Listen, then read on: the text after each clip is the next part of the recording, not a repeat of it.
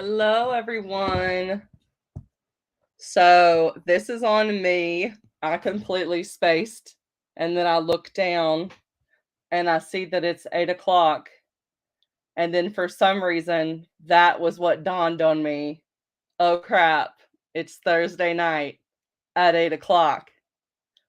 So the other co-hosts have already started watching the movie. So since this was supposed to start at 7 o'clock, what I'm going to do, because it is on Netflix, is Netflix actually has a um 1.5 speed that you can use. So if you're just jumping on this as well, go ahead and put it on the 1.5 speed, and they're watching it right now. So we should still be able to do the discussion. It just might be cut a little bit short since I screwed up and wasn't here because I'm an hour and 15 minutes late for the live. So yeah. But yeah, we're gonna go ahead and do it. So just get the movie on Netflix and we'll be back once it's over.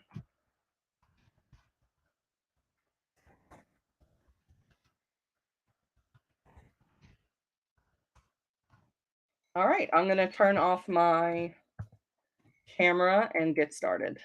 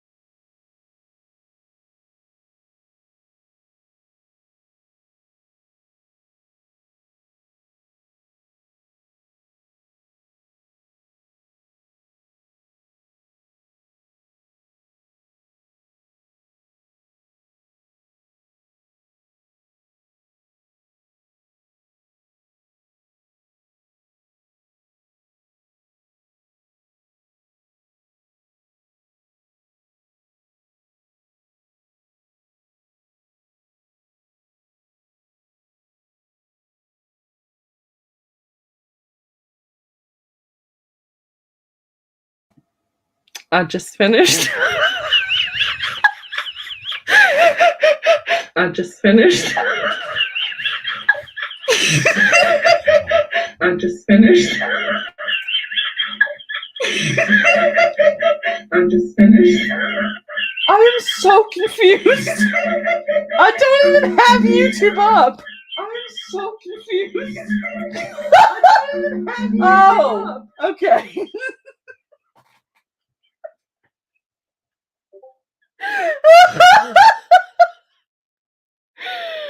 Oh my goodness.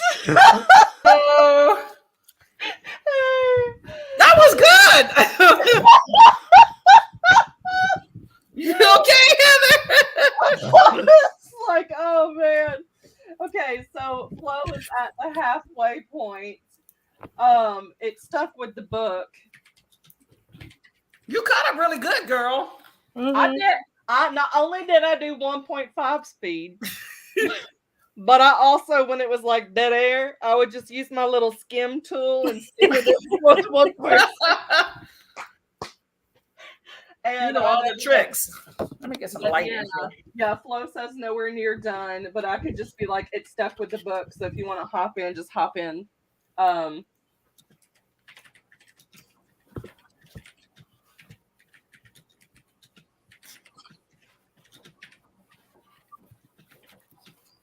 you hear me? Oh, sorry. I thought I missed something. Oh, I'm trying to get some stuff. Can you hear me? Mm-hmm. Oh, okay. Sorry. I kept moving around. Like halfway through, I got off my cell phone, and then I realized I couldn't type. So I was like, I need my computer. And anyway, luckily I can see the TV. I don't even know what happened today because I knew that this was this morning. And then my husband was trying to get me to take out trash with him. So then that reminded me that it was Thursday. And then I looked at the clock and I saw it was like 8:07. I was like, oh my gosh. This sort of thing has only happened like 2 times. And the last time it was when I was in high school. we had a I was part of the new school newspaper. And so we had this big party celebration like toward the end of the year. My bus route would take like an hour and 20 minutes for me to get home. It was horrible. Here I am about 15 minutes into the bus ride, and I'm like, where's my sister? And I'm trying to figure this out for a little bit. I'm like, where is she? And then it dawns on me, crap, it's the party. We're way too far for me to walk at this point, and I'm not going to get home for like another hour. So it's like sometimes when I anticipate stuff too much and get really excited, I'll completely space, which is normally why I have Alexa set like 4 alarms. So I have one like an hour before, 30 minutes before, and 15 minutes before, because with my ADD, I could have the hour before and be like, yeah, and have everything set up and ready to go. And then I will start doing something else and I will completely forget. Mm-hmm. So I was watching American Idol, the first episode of their newest season. I haven't even been watching that show, but it was on and it was like, you're 21. And I was curious. So I watched it. I was bawling my eyes out. About American Idol. Yes. Yes. I was bawling my eyes. I was like, yo, I was here in front of my computer. And I didn't have Discord up. I was going to say, like, was your Discord up? No, but I have my phone. So I'm like, why didn't it give me? You know what it is? I turned off the notification thing with Discord because I'm in like 20 different ones. So I would be getting the ding every single time there's a comment on any of them. But I thought the phone call would work because Nicole called me twice. Yeah. Oh, man. Y'all were real cool about it, though. Y'all were like, we'll give her like half an hour. I would have been like, we'll give her like 10 minutes. Oh, we really wanted to watch the movie. So I figured we're still talking tomorrow. I figured you would catch up by tomorrow if whatever happen, and then we can just watch the movie, and then we'll just discuss everything tomorrow. So that's why I was like, hey, you know what? That's cool. I mean, it stuck with it real well. It I felt like it went by the book, but it did give me more understanding, I think. Yeah, some scenes were a little bit more plain text. Yeah, I think the mood was awesome. I think the black and white was definitely appropriate after seeing it. To try to give it to where you couldn't tell the differences as much as you would have been if it was regular. Yeah. But then I also think like with the 20s, I don't know. When I think of the 20s, the only movie I can think of during the 20s that I can think in my head, it's like with black people, it's like what was it called? We talked about it before, Neil. Harlem Nights, right? Other than that, I think of the 20s as being in black and white. So I think that was kind of appropriate with it, and you can still see the glamour. But yeah, definitely, they couldn't have done that movie in color and still use the same actresses. I don't think it would fly like that. So, but it was good though. When we got to the pianist, I'm like, oh, is he white passing too? I was like, this dog looks white. Like, white dude. Yeah, and then my husband pointed out the guy, because he's a lover of True Blood. The husband was the True Blood guy, and I was like, darn, I liked him in True Blood, but he said nig, and I'm like, oh, and I couldn't believe that Irene just thought that was like, although I will say in the movie versus the book, she seemed like she was a little bit more perturbed about it a bit, but the fact that she was like, oh honey, tell her why you tell me that. I don't know, if that was intentional, just so they can both kind of internally have an internal joke like between Irene and Claire about it, or if Claire truly was like, oh, it's no big deal. But I'm just like, I sure would have got that nickname DC'd a long time ago. I think Claire, she definitely was like, this is uncomfortable, but he's a danger to me if he knows. Because it was a hot day. So that was the only reason why she went in there. She was like, I'm going to use my privilege get in here. Oh, there's like cool air for a little while. Because didn't someone pass out on the street? Yeah. So she's like, yeah, I use it sometimes. But the one time I use it, this guy has to be there. But you can definitely see a difference between her and Irene. Like Irene kind of has this, this cool flippant nature, because in her world, she belongs everywhere she goes because she passes. Whereas Claire is a bit more reserved. Like she's there, but you can just see that reservedness. And I like in the movie, you really capture that, versus in the book, I thought that she was comfortable in all settings, of passing as white. And you can kind of see maybe a little bit of a difference in the movie. So that was good. She only used it in circumstances where she's like, it's not right for me to be excluded. So because I pass, I'll use it. But it was never a thing with like, I'm trying to separate myself from people like me. So there was no dislike of any of that. It was just like, I'm going to use this to not pass out in the street. Yep.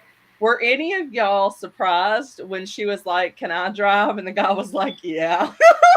No, not really. I thought that was nice. I was like, okay, like, I see you stepping up for your man. There you go. I didn't even know women could drive back then. That was something that I did. Is she allowed to do that? But like, just the fact that she did, like, if it's something that's allowed, it didn't like strike me as odd. But for the time period that they were in, because like I don't think women could women vote back then. Like I don't know what women could and couldn't do back then. So I don't even know. Women got the right to vote in what 1920, 1919, 1920. But that's still kind of new.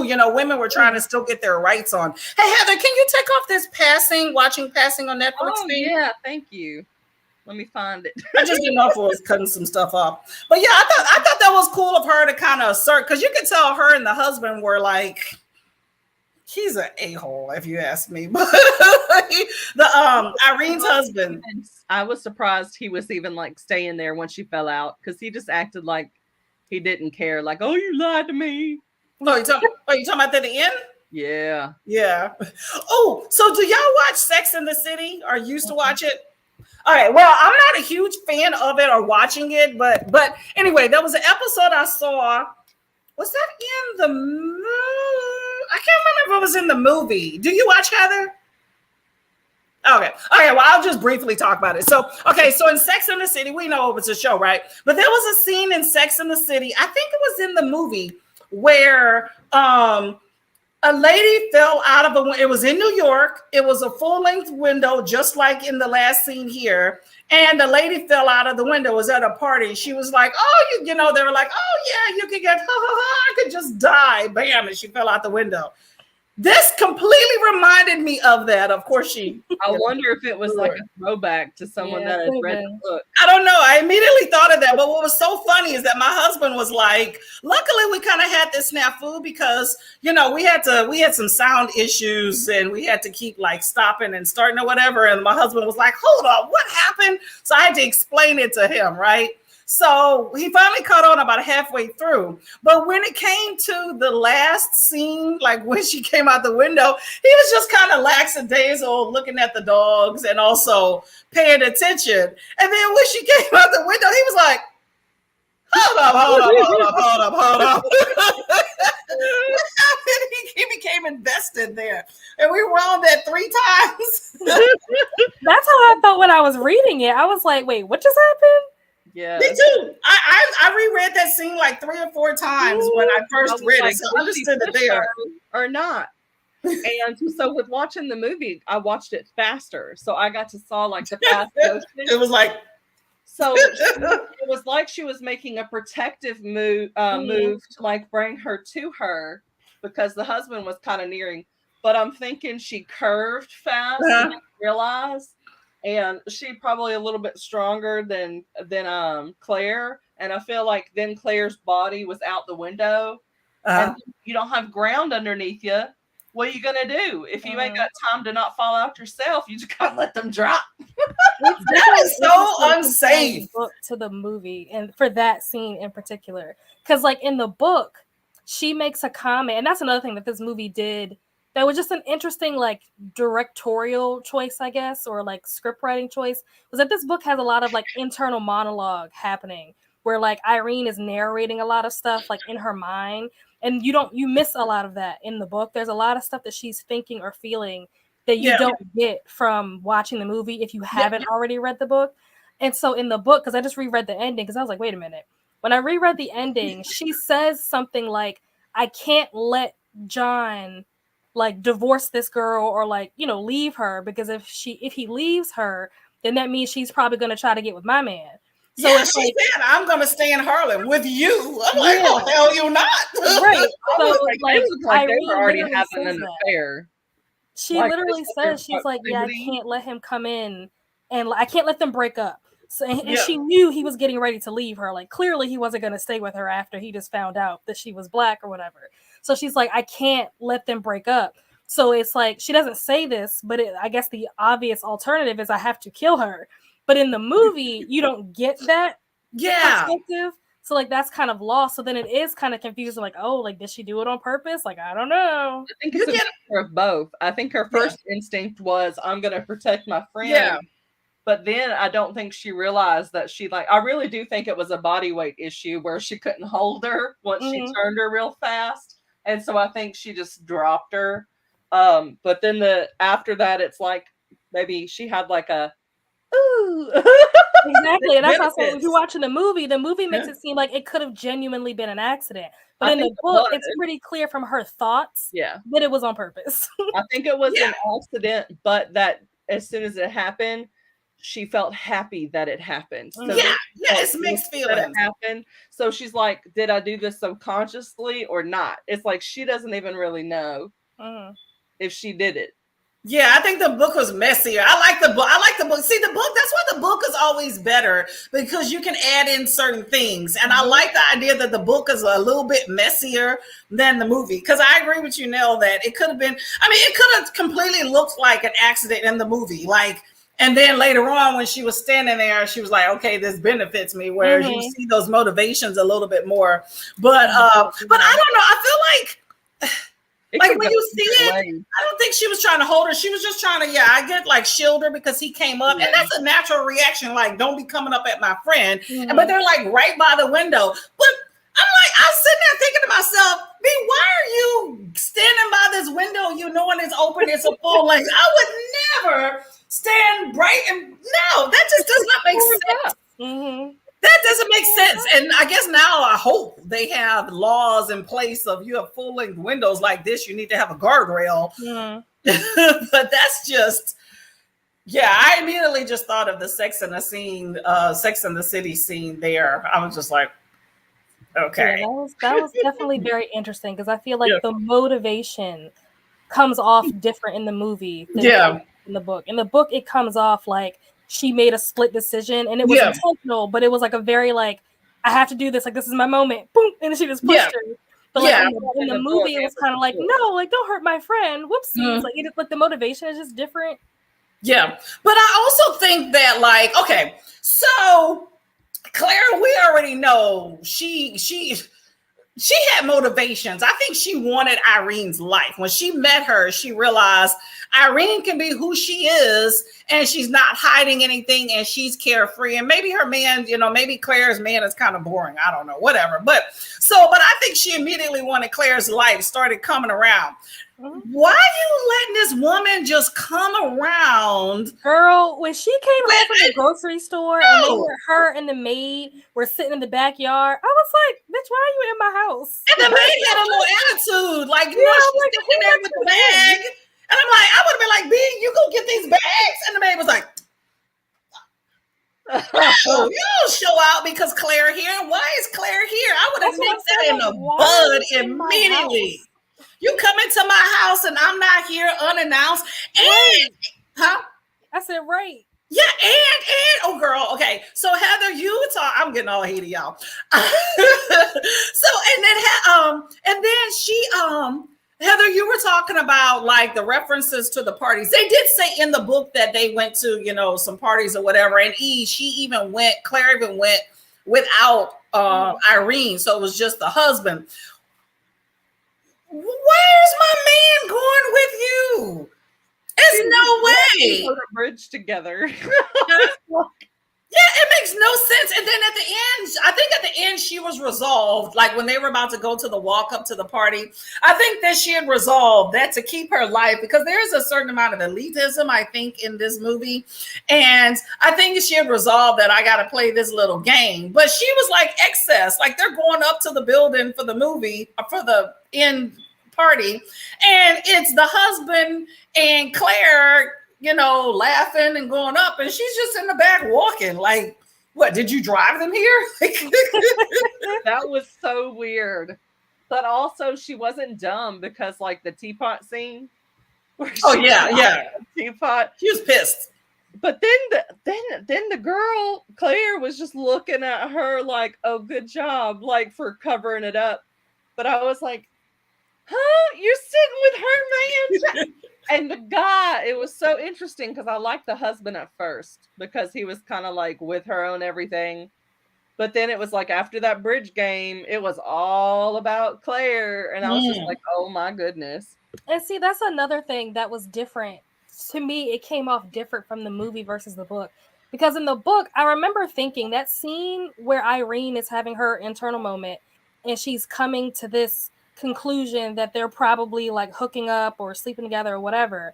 I remember reading that and thinking you could just be jumping to conclusions. You could just be, being paranoid and insecure because you and your husband are having a moment in your marriage where things are not great and maybe you're just overthinking because there wasn't anything specific that happened in the book that would lead you to believe that they're having like an affair. Other than the fact, like you said, they went out one time or, they went out a couple of times, but usually when they're going out, it was like social settings, like to play bridge or whatever like that. It wasn't like they were, she like caught them somewhere together. Like there was just no reason for you to think that there was no real evidence for you to think that they were doing anything. And it could have just been Irene being insecure and paranoid. But in the movie, there's all this body language and all these little moments where it's like, insinuating that something's definitely going on. So I think that was an interesting choice with the movie, that they made it a little more like in your face and obvious, versus the book was very vague. And so it's like, dang, like, did she kill this girl for no reason? Like, what if nothing was even going on? For no reason. She still gotta die anyway, because she coming to my house unannounced. Just, I'm not even there. You chilling with my maid, and my maid getting the attitude. None of that happened in the book. That's what I'm saying.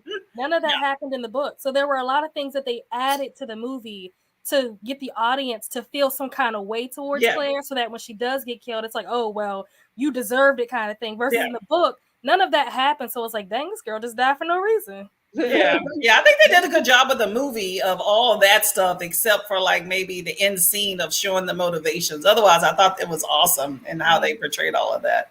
Yeah. But I also thought it was interesting at the very end. Like, I had to reread the ending because I and maybe I'm just misunderstanding what was written at the end, because she says at the end that as she's standing outside with like the cops and stuff like that, she sees that the husband, Claire's husband, isn't there. Yeah. But in the movie, he was there. Yeah, and he was distraught. Yeah, I was confused because I was like, I thought he wasn't there. And the way that I took that, the fact that he wasn't there after his wife just fell out of a window, I took that as it being like, okay, he's white and he can't have it in the papers that his black wife just fell out of a window. So he's going to dip and just like disappear so that nobody can attach this to him.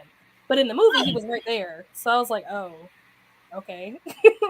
Seeing with the whole pushing thing, because I thought that she probably did push her out, even though it didn't like technically say it. It was kind of open-ended, which I think is why they did it the way that they did in the movie too. It still gives you that open-ended. Was the fact that it was kind of a threat for her to be around all the time, not only because of the husband part, but the fact that she was passing. And, you know, if people feel like they've been lied to, they could commit harm to you because you've tricked them. And so I think it made her feel like she was in danger and she wanted to protect her kids from that too. It was like, we got to get rid of this one. I thought it was interesting. Oh, go ahead. And the other ones, wasn't there another scene where it was like multiple women that were at the lunch together? Yes. Oh, yeah, there was Margaret, right? Or is it Gertrude? For some reason, both those. I think it was Gertrude or something. Gertrude, okay. Yeah, but I guess that's more of a thing for tomorrow. I'll discuss with that one. But yeah, I did like the idea with the 3 people there because it was 3 different scenarios. But we could talk about that tomorrow. But I thought that, like, if we're going to comparison, okay, so when they were preparing for the party at their house, like the one where she was with the teapot, I remember he was like, okay, I invited Claire when she had said I intentionally did not. Now, the scene in the book, I kind of took a few different ways, whereas in there, he seemed kind of like a bit remorseful in a way that like, oh, I invited her and you seem like not. Like, he seemed like he was kind of being innocent. In the book, I did not take it as such. I thought he was kind of like, I don't know. I'll discuss it tomorrow, but I almost felt like he was trying to punk her, like, I dare you to say something about it. So I took it completely different there. But in the movie, it was definitely like, oh, well, you know, you could tell there was something potentially going on that she perceived, but he seemed like he was a bit remorseful, like, I'm probably doing something, but I'm gonna hang my head. And then the kids. Remember in the book, they said that one kid was kind of white looking past, and then the other kid was dark. I don't remember that. And then, so that's why I'm like, hold on, both these kids are black. I mean, if you take that out of context, you're like, what the hell are you talking about, Courtney? But they said one of them was like white looking, and the other wasn't. I don't remember that. I don't remember paying attention that much to what they said about the kids. It was such a short book. Yeah. It like I listened to it in one setting at like double speed. There were certain details, that they took out. Like, there were lines that I remember really liking in the book that like I highlighted that they didn't include. Nice. In the very beginning when they're at the hotel, like having tea or whatever, and they kind of started off the conversation, but the line that I was looking for wasn't there. And Claire says something like, everybody wants a little more money. And I think she kind of said something like that in the movie. But the part that really stuck out to me in the book hotel room was at the end when she said, everybody wants a little more money, even those who have it. I thought that was a really like important part of that statement, and they just took that completely out. And I was like, well, dang, that was a powerful like line for me in the book. And I think there was another line. Oh, it was when Irene and Brian were arguing about talking to the kids about the lynching stuff or whatever. Oh. And she says something like, is it so wrong for me to want to like protect my kids from certain information or what, however she worded it. And I think she said something like that in the book. I mean, in the movie, but in the book, it was his response that I thought was a really interesting response. And he said, yes, if it costs them, like if it's going to put them in danger for them not to know. Like the way that conversation went in the book was just really like impactful for me. And I'm like, that's a really interesting topic to discuss as parents. Not that I'm a parent, but as a parent, like that's a very interesting conversation to have, is like, how much information do you give your kids? Like, what do you tell them? And if there are things that you're not telling them, are you putting them in danger by not telling them? And I feel like that moment that just really hit home for me in the book, didn't hit quite the same watching the movie. Especially with like Claire coming from such privilege of being wealthy, the kids I feel like were sheltered from a lot of it, because the fact that they're like what, maybe 11 or 12 years old, and that's the first time someone's called them that in the 1920s. Like, you gotta have some wealth for people to not mess with you in the 20s. And that's part of the sheltering that you're talking about, especially with like just for the time period.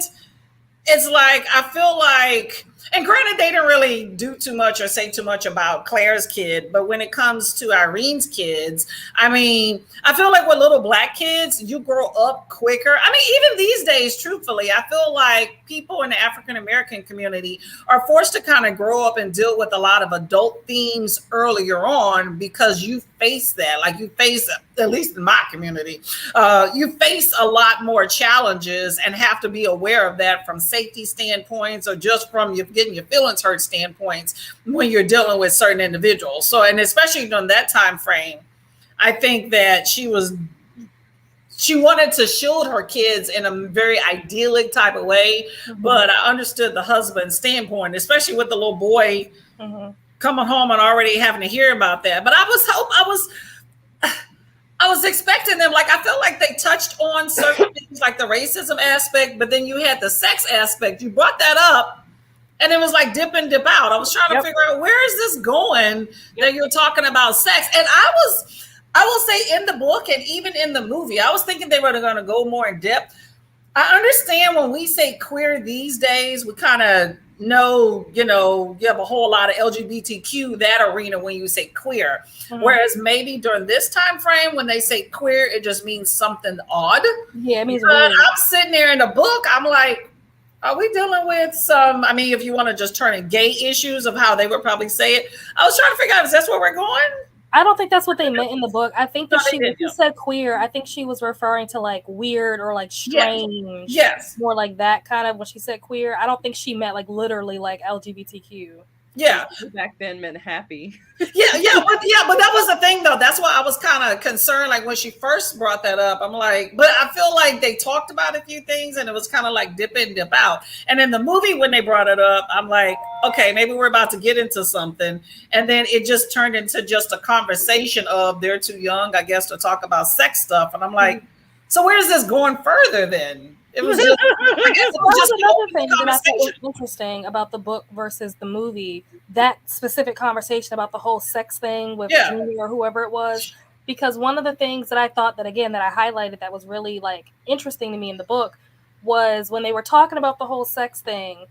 Again, they kind of said it in the movie, but not quite the same way that it hits in the book, because the father said something like, I forget what he said, but basically you get the impression that men are raised very differently and socialized very differently when it comes to sex compared to how women are raised and socialized. Yeah. So to him, because he said something like he wanted his son to like do it and get it over with, and that way he won't have the heartbreak and all this kind of stuff, which is very interesting because a lot of men have that like type of attitude towards sex, whereas women are like, oh, it's so special and intimate and he was my first and like all of that.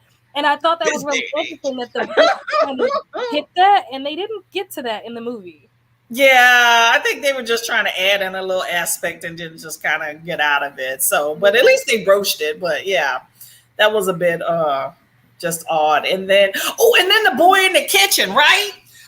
What did I text you? I messaged you, Heather. What did it say? And I'm trying to figure out the chat. Something about I'm too old to be. What was it at? He said something like I'm old enough not to be talked to like a child or something. Yeah, I'm like, I would have had me in a headlock. Who do you think you talking to? I'm like, boy, you probably just hit double digits. Have a seat. Exactly. I'm like, oh, you ain't getting none of this cocoa that's boiling over. I was like, I think they could have came to like a compromise on telling the boys what was happening, but do it in an age appropriate way. Yeah. Like, hey, people are killing people like us for no good reason. Yeah. You don't have to tell them that they're getting strapped to stuff and strung through the street. Like, that's a bit much. Yeah. I think it's a bit much, but at the same time, I mean, I don't know exactly.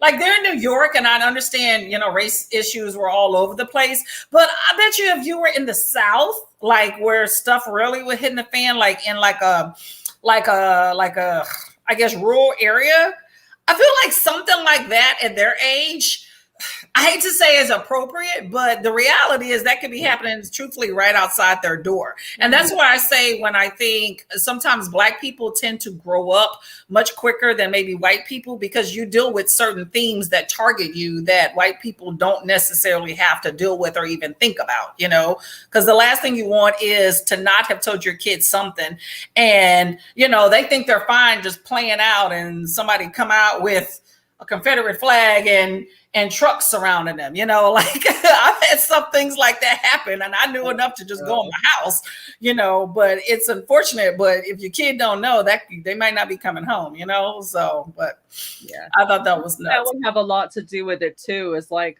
taking into account whatever your area is, what they could actually run into. Cause like if they're sheltered because they got all this money, yeah, they're pretty well off. We're not going to see it. Then that's one thing to kind of do it down. But if you're in an area, like say you're in an area that has two like warring gangs, you're like, don't wear red.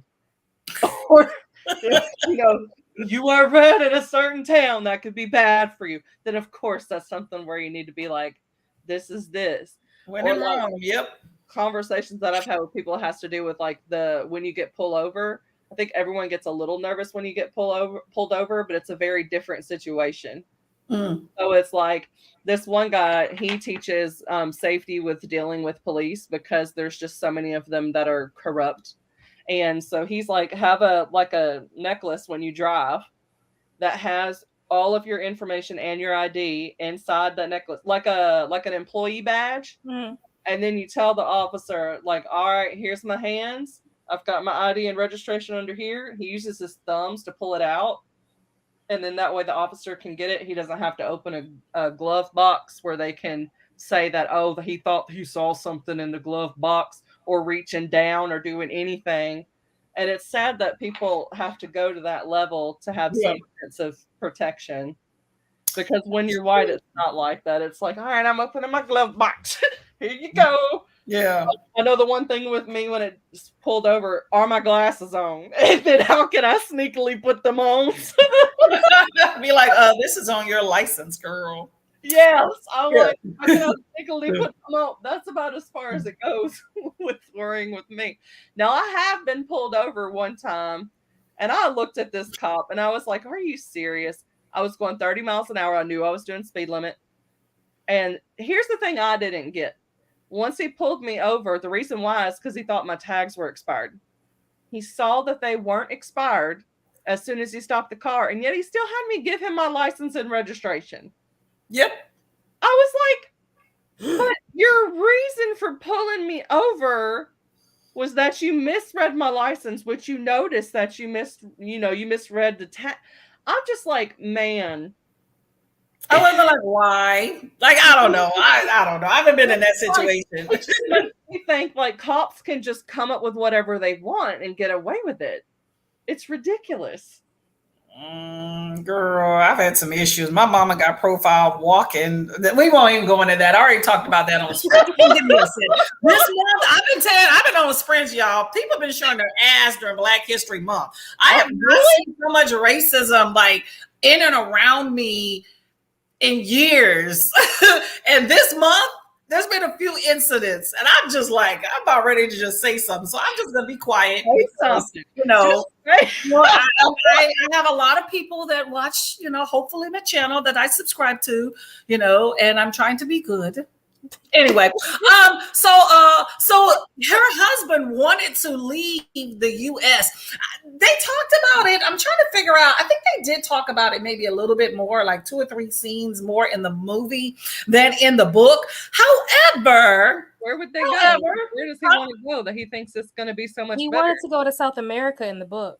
Yeah. And I was going to look that up, and I haven't, about whether or not, like, what are race relations out there? I'm assuming it's race related, but I will say that in the book, I don't know if it's just me. I felt like the way some of the stuff was worded in the book, I was concerned if there was, because you know how that classic writing, it's like they use a lot of wording to say something simple they could say. Yeah.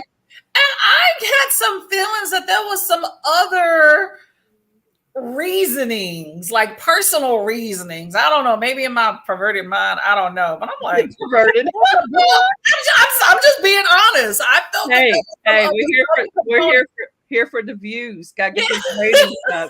Well, we'll talk about that tomorrow more, because there's more I had with the book about what I inferred versus in the movie. I'm just doing more comparisons between the two today. But I did feel like in the movie, he did speak of it more as the idea of race relations, of maybe being treated better in other countries. But I didn't really get, unless I missed it, like kind of what was going on in these other countries that you feel like you would fare better when it comes to like South America, about what's going on at the time. So I'm not sure, but I did feel a little bit just differently about some of the conversations and inferences based off the language from the book. So, but I got the same impression, like from the book and the movie, in terms of why he wanted to go there. And I do think that it was like racially motivated, and like maybe he felt like Black people would be more embraced in those South American countries. I don't know. I don't know why that would be the case. Like you said, I don't know what was going on in those countries as to why he felt like that. But I do think that was the reason. Like, that's the impression that I got. But what I thought was interesting in the book versus the movie was that in the book, it's very clear that she held him back from doing that. That was something that he was very passionate about and really wanted to do. And she prevented that from happening. And so that's the reason why he's like resentful towards her. That's the reason why she carries so much guilt about their relationship. And I don't think that really came through clearly in the movie. The fact that like her stopping him from going is the reason why he's so bitter towards her. And also why she's like so paranoid and insecure. And that's where the whole insecurity thing, her being paranoid about Claire, trying to take her man, like all of that played into the book. And I feel like we didn't get all of those connections in the movie. Yeah, I agree. I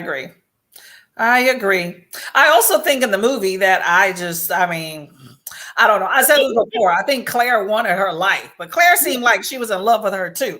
So honestly, yes. I was expecting some kind of sapphic moment to be happening when I was reading the book. I was waiting for it to go there. At the party. Yeah, especially when they left.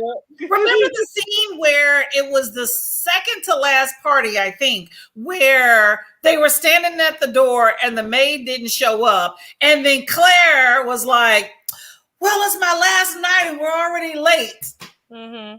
And then basically, like, and then they're looking at Irene like, so Irene's like, well, y'all just go. Heck no, you're not going to a party with my man. And they were like, oh, okay. I'm like, hold up. You're going to just send this chick, and she gave you a guilt trip. And then she kissed her. Like, you saw that kiss. It was like an open mouth. Yep. Like, I've never kissed somebody luxuriously on the cheek. I so thought she was about to go towards the mouth. Did I also see that when the husband was telling her goodbye that they kissed on the lips? Yes. Did I see that? Yes. No, and Irene saw it too. She was like standing right there. I was like, oh my goodness, no. I'm like, even the I'd scene be where she like honey, called we the ain't in house and she France. wasn't there, I was like, okay. Yeah. Even the first time that she went over to the house, she was like, I put in the comments, I was like, man, people need to just use her for a master class on gaslighting. Exactly. Yeah. Her intentions, I felt like from the beginning were just nefarious. I'm just like, this chick's up to no good. And then that old white dude, Wentworth, right? The husband's like, oh, he's just a hater because she don't want him. And I'm like, but he's like the only white dude in the whole movie, I think. Well, besides the husband, I'm like, and the piano. all the folks around there in the scenes. But yeah.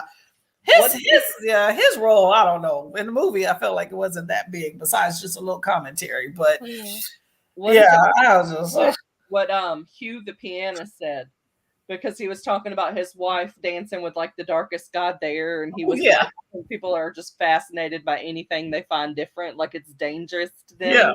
And then she's like, "Is that why you're here?" Yeah, like, they took things with God. I don't know. But I wish that there was a whole lot. I mean, I guess you can't really show it, but you know how in the book, like Irene was very critical, I will say, in the book. But I don't know how you can just express that besides just like in the first part, how she was looking at Claire in the place. Because you know how back in the day they wore the super long dresses, but then Claire at the beginning, when she saw her at the Drayden or whatever it was, her dress was like a little bit to the calf. And you know how in the book she was talking about how critical and how it's kind of borderline indecent. Her dress was so high. So they just showed her kind of look and have a little bit of a look of disgust. But that was kind of it. But in the book, she went hard on a few people. She's a critical little thing. Like, you a real woman right there. I was surprised how mean she was to her maid. I was just like, that was interesting because I didn't get that impression from the book that she was like mean towards her. That was interesting. I didn't realize she had one in the book. She definitely had one. I remember her having one because she talked about it, and I remember thinking the first time she mentioned it, I remember thinking, she's black. How does she have a maid? And then I remember that her husband was a doctor, and I was like, oh yeah, they're rich black people. They're like like Bel Air. So they have a butler or a maid. Yeah, they had that little elite thing going on. But she also, you know what impression I got? I didn't get it in the book.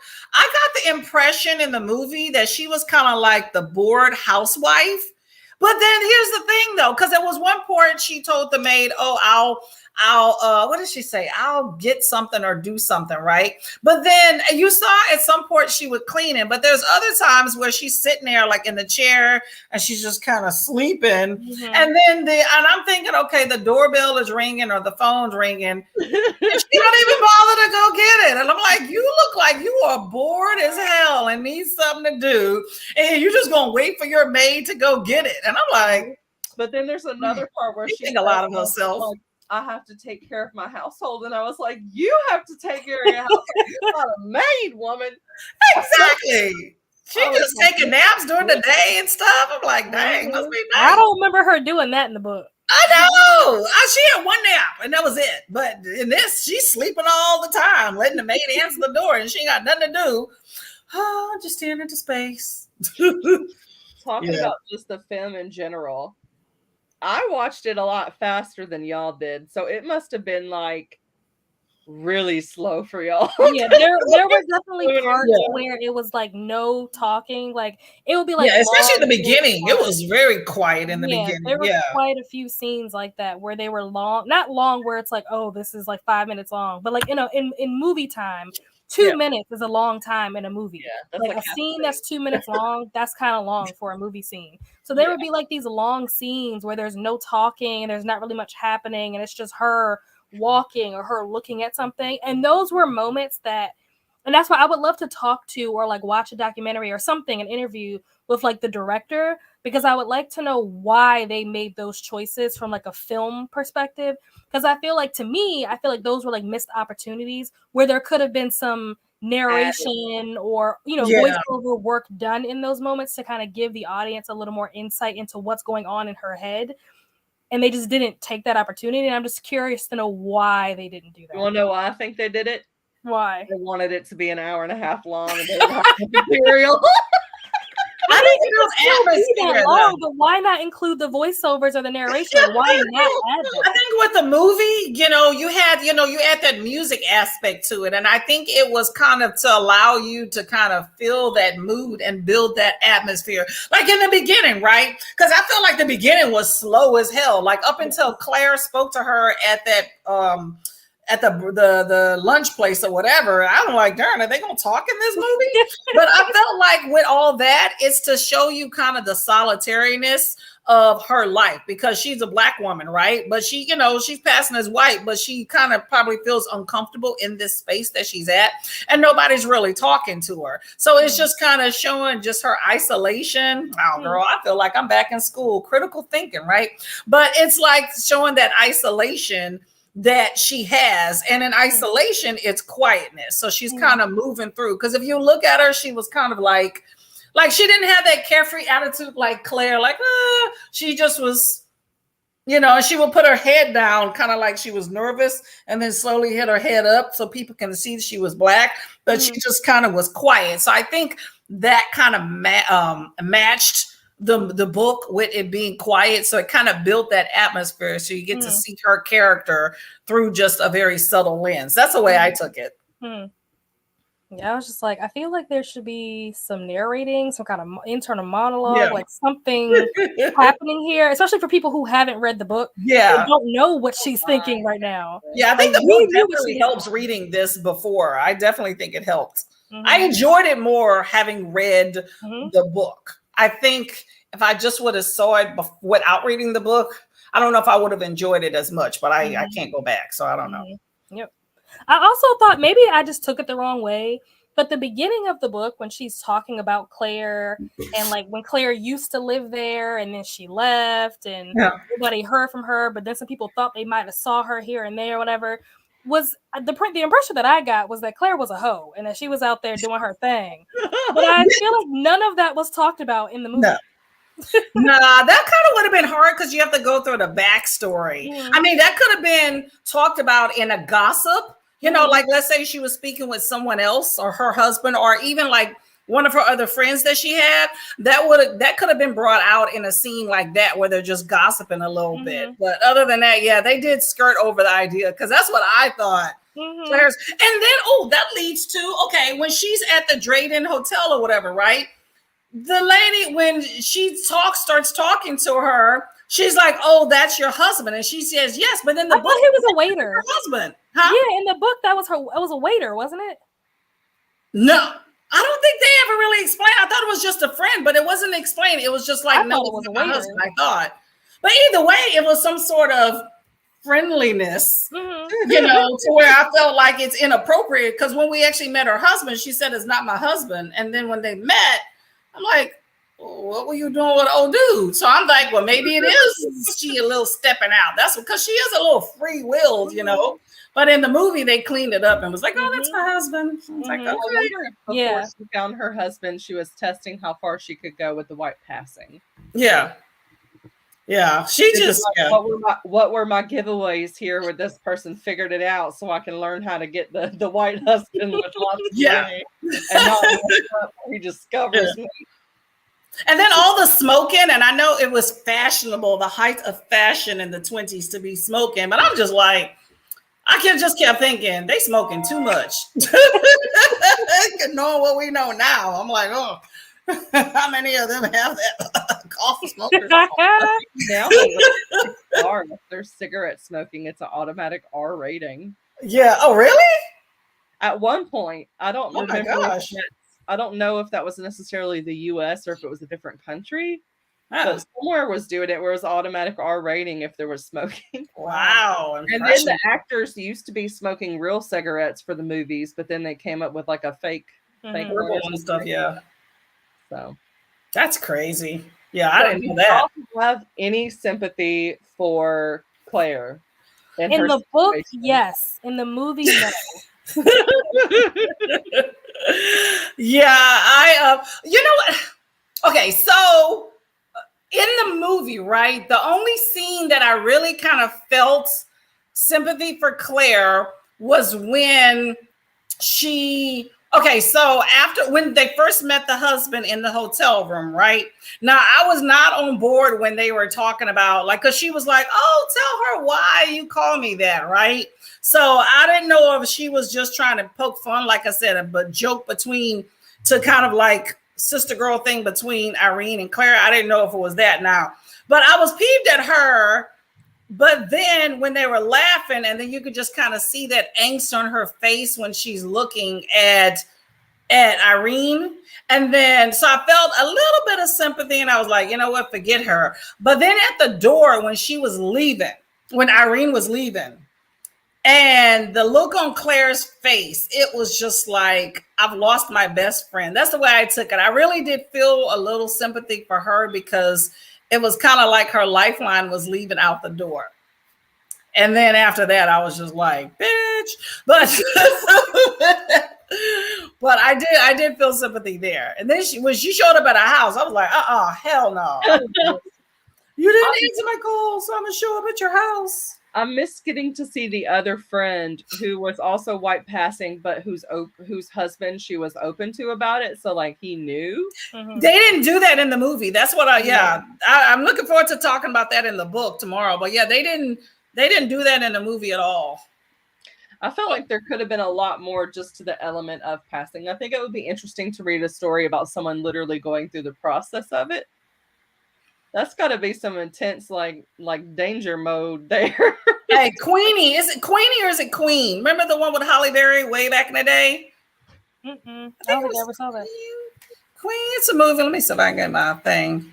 All right, you're talking. I'm gonna just look this up while I'm at it. But yeah, there's Queen. That's a movie with Halle Berry where she was passing. It's part of it. Is it Queenie? Berry. Yeah, but I think they did a pretty good job with the movie, I will say. Mm-hmm. Queen. Alexander Halle traumatic experiences at the end of the Civil War. Yes. Yeah, if you look it up, it's called Queen. It was a TV miniseries in 1993. Oh my. I was a baby. I was 3 years old. Yeah, it was a follow-up to Roots. Oh, okay. Yeah. And she was, it was just one, it was a part where she she was trying to get by during the time frame and she was passing as white, but then, I think, did she have a husband? I know at some point she got with a black dude and had a black baby, but then she was like trying to pass and she met another woman that was passing and the woman. Jasmine Guy was in this? I love her. Yeah, back in the day. Oh yeah, Jasmine Guy. I love her. Yeah. And she but she met a guy that was trying to court her, and then her other white passing friend was saying, hey, you can flirt and stuff all you want, but you can never marry that guy because you ever get with him and then you have a baby, and you got to think about what the baby looked like. So she was, upset about there's limitations when you're passing of really what you can do. You can't realistically fall in love with somebody and have a kid, Yeah. That's interesting they put Jasmine Guy in this because Jasmine Guy definitely could pass. Oh yeah, she was back in the day. She played in some movies. Hey, there's Nicole. Does Nicole have the link? She says she just finished the movie. Perfect. Join us, Nicole. And Flo was like halfway through, so I let her know we're God. Oh, Jasmine Guy and Danny Glover. Yeah, he was a love interest. Oh my gosh, this takes me back. How old am I? Yeah, but was in it. Huh? Raven Simone. What? Wait. Girl, that was all the folks back in the day. I'm telling you. I have to watch this. It is. It was good. That was back in the day. That was Roots. I feel like Roots, if they had time, they would never do that in school. But yeah, Roots was the shit back in the day, and so was Queen. We were, at least in the black populations, we were all glued to our TV. We're like, they're showing us on TV. Let's watch it. Some realism. That's probably the realism you're gonna see about that type of stuff. But you had like all the different people in there, and there was another thing. They kept it pretty real. Like you had some big name actors in there and even like white people. And it's like, you feel some type of way when you have people you love calling other people you love the N-word, but you know, acting is acting, but it's like, dang. Like remember Django Unchained? I'd be like, I'm not gonna say this. I just walk through the movie. I just like, no. Oh, yeah, but one of them, I'd be like, I ain't doing it. I ain't never said that word. I don't ever want to say that word. You ain't gonna pay me to say it. I'm like, no. Some craziness. What else about the movie? I'm trying to figure out what else that was kind of stood out there. What else stood out there? I can't remember, but yeah, I knew they were affluent soonest. Like they had the whole idea. The only thing, like the way she made it seem like when they were in the hotel room, like Claire's hotel room, when she was like, the only thing is better, you know, with money or whatever. But then she goes to her brownstone. I'm like, hold up, this chick got some money. She talking about. And I think that Claire, when she got to her house and realized, oh, she's married to a doctor, I can basically trade in, because you know she's kind of scared in her circles. I do think maybe a little bit bored, because you saw some of the other white ladies, you know, you kind of have limitations. I think during that time period, I think during that time period, I mean, I feel like Black people always had more or less restrictions in certain areas, like women working and moving around in circles, because you know you're kind of the non-traditional. I mean, you got to go out and make money, and you don't have any restrictions of I have to be prim and proper, you know, because of just kind of who they are. But I feel like when she went to her house and realized, oh, she's married to a doctor, so she can still keep that elite status, if you will, and then still be who she is. And then she can go to what did they call it? The Negro League or something like that, where she's having all these glamorous parties. And this is Irene's life. Mm-hmm. Let me go ahead and snoop on in. Mm-hmm. And then she ever considered that she could live this glamorous, bougie life and be married to a Black person at the same time. Yeah, and not have to hide who she is, and she maybe wanted to have another kid. You never know, because in the book, her little kid was just frivolous. Or what was her daughter? Maybe her daughter was Margaret. That's the name. Yeah, but she was like, oh, frivolous, like, but she barely even mentioned her in the movie. Oh, that's my pride and joy, and that was it.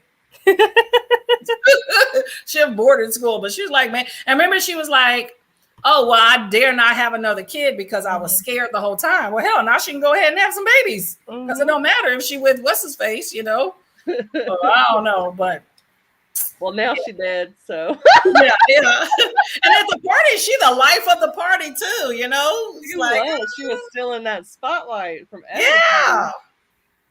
Yeah, it was craziness. But then she got the spotlight at the end when she's like. Everyone will be talking about that. Yeah, that was really crazy. That was one scene. I'm trying to think. There was one other thing I was going to say. I think if people didn't read the book, they would have been very shocked by that ending. Yeah, my husband didn't read the book. I kind of told him throughout, but not as much with that one. And he was like, that's why he was like, whoa, because you don't expect it, you know. But yeah, that was good. That was a good thing. And then, but I thought it was funny with the husband. I mean, in the book and in the movie, he was talking about, I'm starting to hate sick people with him being a doctor. I was expecting them to do something more about him being a doctor in the movie. They didn't have any. I mean, I know it's more about the women, but was it influenza or something? Because it looked like it was almost bodies wrapped in cloth or something that they had loaded onto the truck. I was trying to figure out what was in the truck. Oh, when they were driving?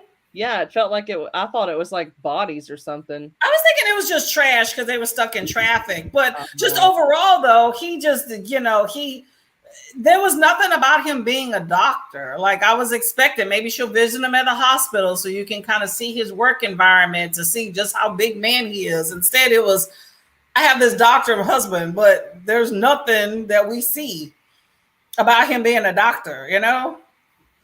Rennie Dash. Yeah, she was cutthroat. I would have cut her as a friend when she told me that already. That's why I was like, maybe she's already planning to do something to take her out. But she was crying. So I think she already was doing something with the husband when she said she'll do anything. I mean, you know, them desperate heifers out there. She was already crying. I'm like, she already doing the do. Red flag right there. Exactly. Y'all, Nicole is one of our co-hosts. I showed up late, so she started her live early. But she will be on screen tomorrow night, and I'll be on time. Hey Alexa, set alarm for 6:30 p.m. Wait, what's 6:30? Alexa, set alarm for 6:50 p.m. She give me some big leeway. I'm like, I gotta have the 30-minute reminder. I gotta have the like 10-minute that 10-minute reminder. I'll already be on here. It's 8 p.m., right? No, it's 8 p.m. for us. It's 7 for her. Oh, okay. Yeah, okay. yeah. Right. I hate when I'm late. I'm the kind of person that gets places super early. So I'm like, oh no. I used to be that girl. I don't know what happened. I used to be. I'm trying. It don't work. Oh. Oh. Okay. I don't know what more we can say about this book. You have anything more to say about it? Or this movie, I mean? I didn't know if Flo was done with it or not, because she had said she was halfway, but that was an hour ago. So I would think she would be done by now. I'm going to message real quick. Well, I'm happy we get to talk about it again tomorrow. Yeah, it's a nice little book. I like little classic books like that. Because some classics, the language just kind of, I'm like, oh. So when it's short, it makes it much more palatable, I think, for me. I think I have trauma from having to read 400 or 500 page classic books back when I was younger. Although I will say I never read like classic, like way back in the day, like 1800s, early 1900s classics by Black people. So I think that's really interesting to be able to find books like that. I need to look up more. I enjoy that. We're reading another one. What month? That's my book. So yeah, I picked out another one, and Nicole helped me pick it. It was The House Behind the Cedars by Charles W. Chestnut. So he was white passing, but he chose to live his life as Black. So he wrote the book, and there was another like famous guy that like put the forward in it and everything. So let me hold up. Let me go. It's two siblings. So one chooses to pass as white and one chooses not to in the book. So I think that'll be really interesting. I think that's how the vanishing half is. I wrote that down. I'll be right back. I think the vanishing half is like that, but instead of it being brothers, I think it's sisters. Yeah, this one I think it's a brother and a sister. But it's the September pick. You said that September? Mm-hmm. Yep. So next month's going to be interesting because. Oh, I wrote it down already. Yep. You can count me in for September. I already wrote it down. Okay. So, yeah, next month is March. So 100 Years of Solitude by Gabriel Garcia Marquez.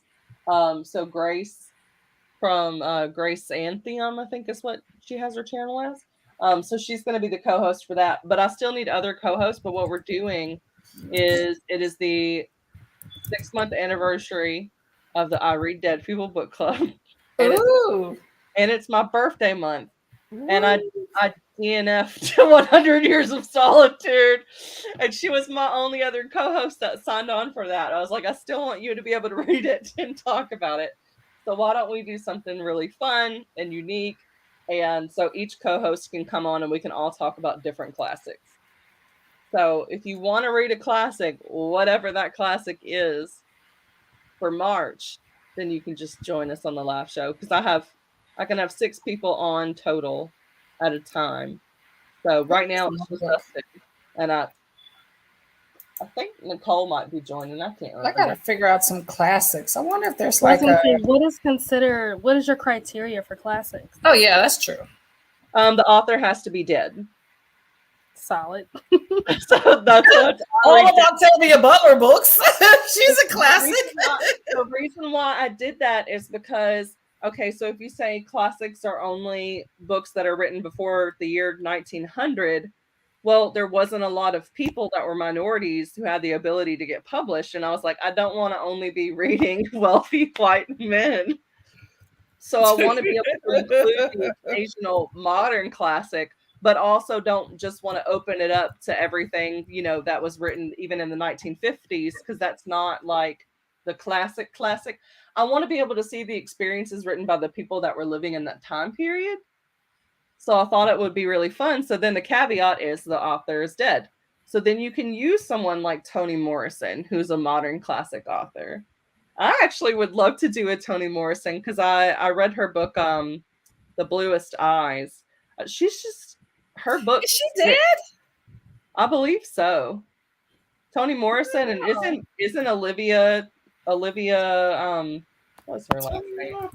I haven't read her, but I know she writes, How Stella Got Her Groove Back, but I thought she was still alive. I think she died a couple years ago. Oh, she did die 2019. Oh, see, I thought she was still alive. And then who's the other one? Octavia Butler? Yeah, she died in 2006. So yeah, she's definitely. And that would give us like a sci-fi or something fun.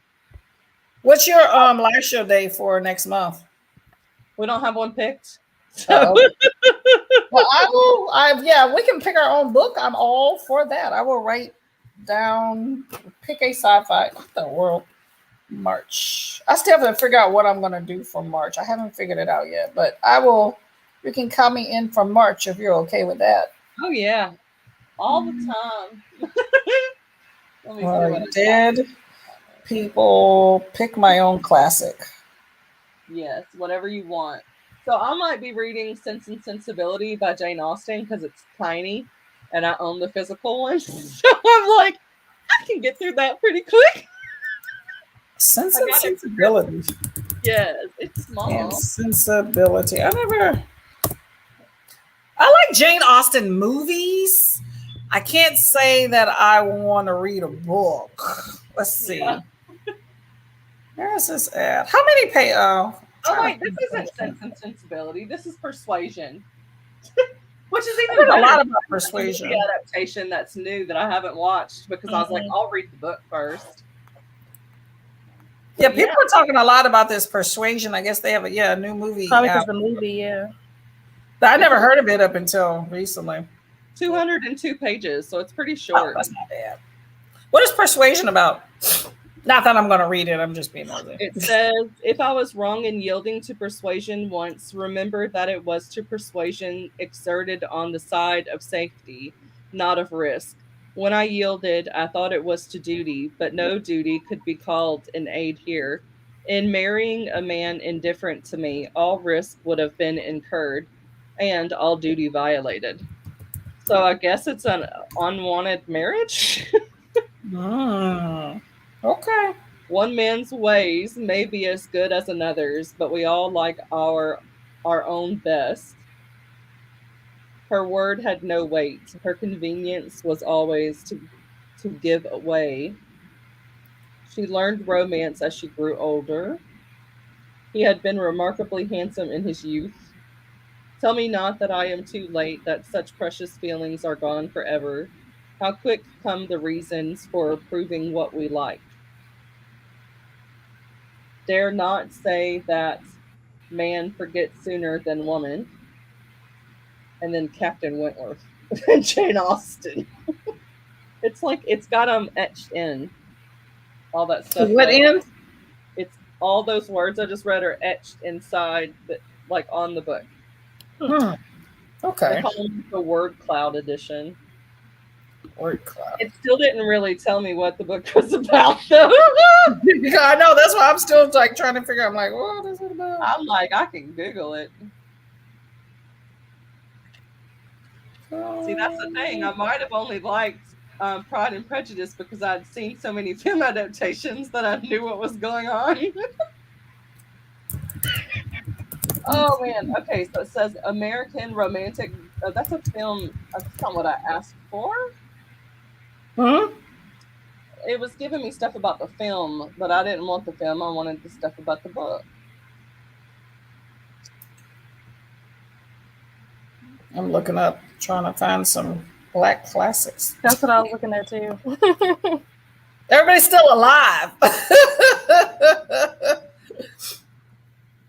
Well, if you liked Iola Leroy, she has like four books, so she should still have like three more.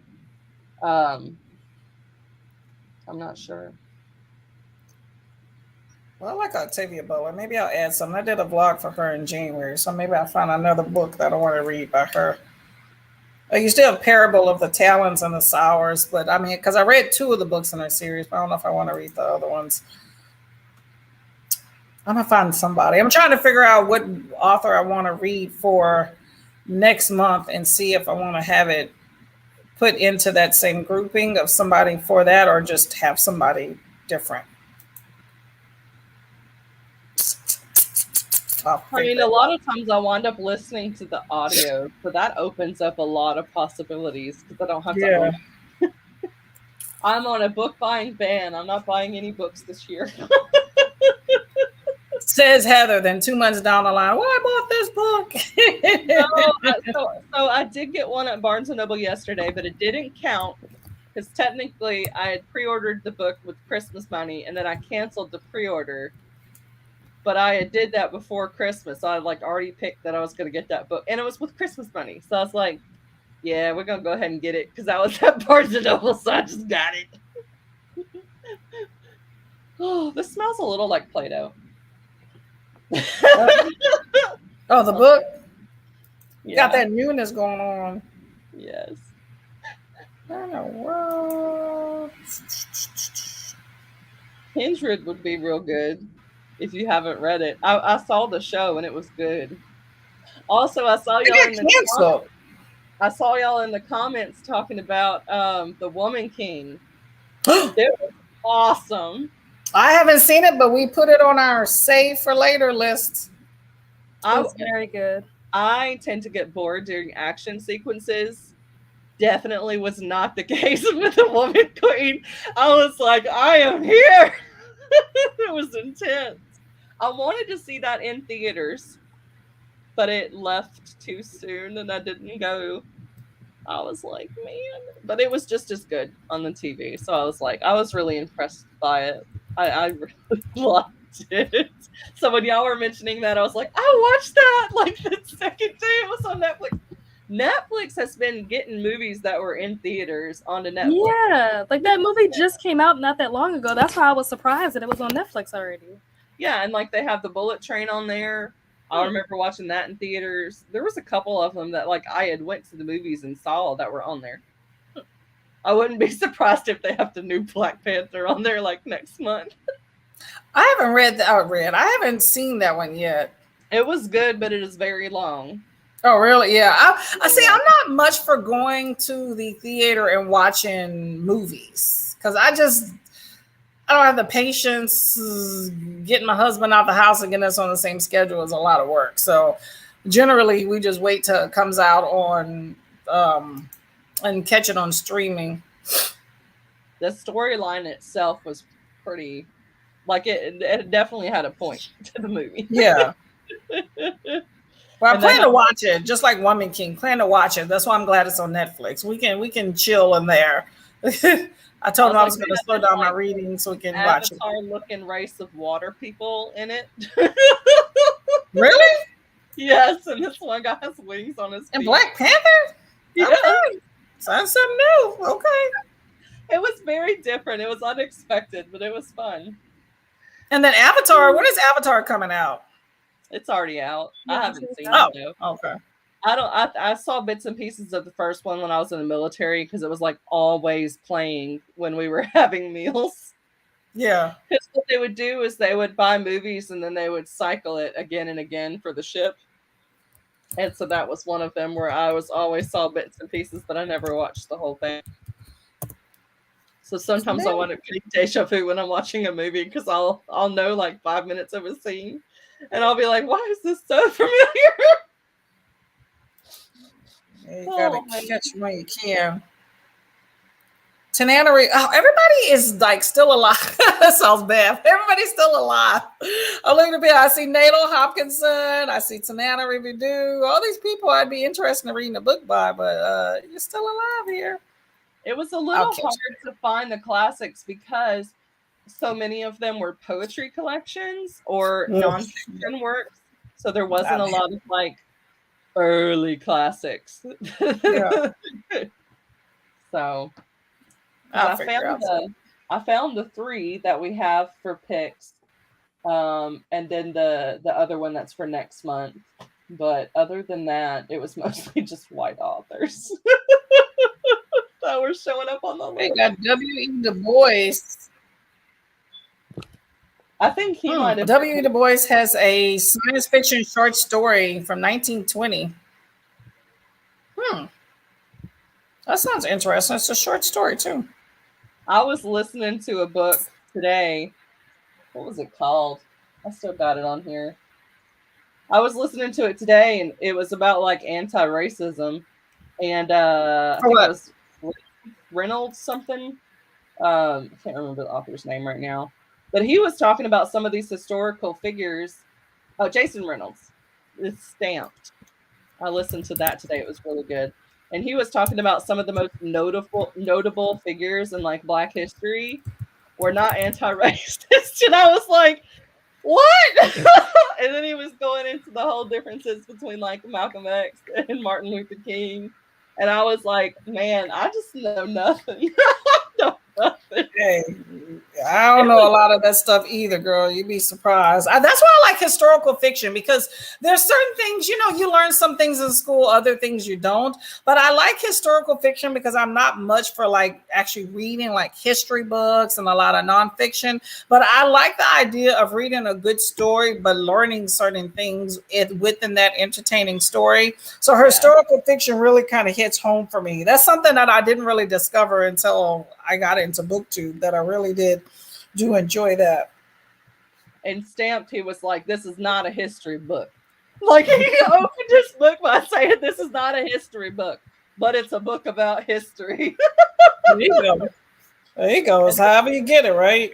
It's like, it's about the present, not the past. Because he's talking about all the past stuff, but he's also talking about like how that influences things today. And then now I'm listening to one that's about I can't remember what it's called. Revolution in Our Time. It's about the history of Black Panther Party. Wait, what is the stuff you're listening to about? The Black Panther Party, the history of it, Revolution in Our Time. Is this nonfiction? I guess I'm trying to figure out what you're. It's nonfiction. It's an 8-hour-long audiobook. Stamped was short. It was only like 4 hours, and I listened to stuff at double speed.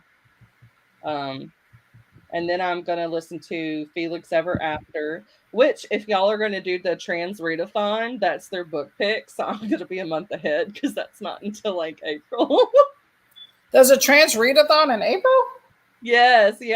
So they have like different categories for like the authors and the different author identities. So it's kind of like a grid that you can link it up with. And then they have 2 read-along books. And one of them was Felix Ever After, which was really funny because I had downloaded it and then I saw the video and I was like, well, I'm already reading that.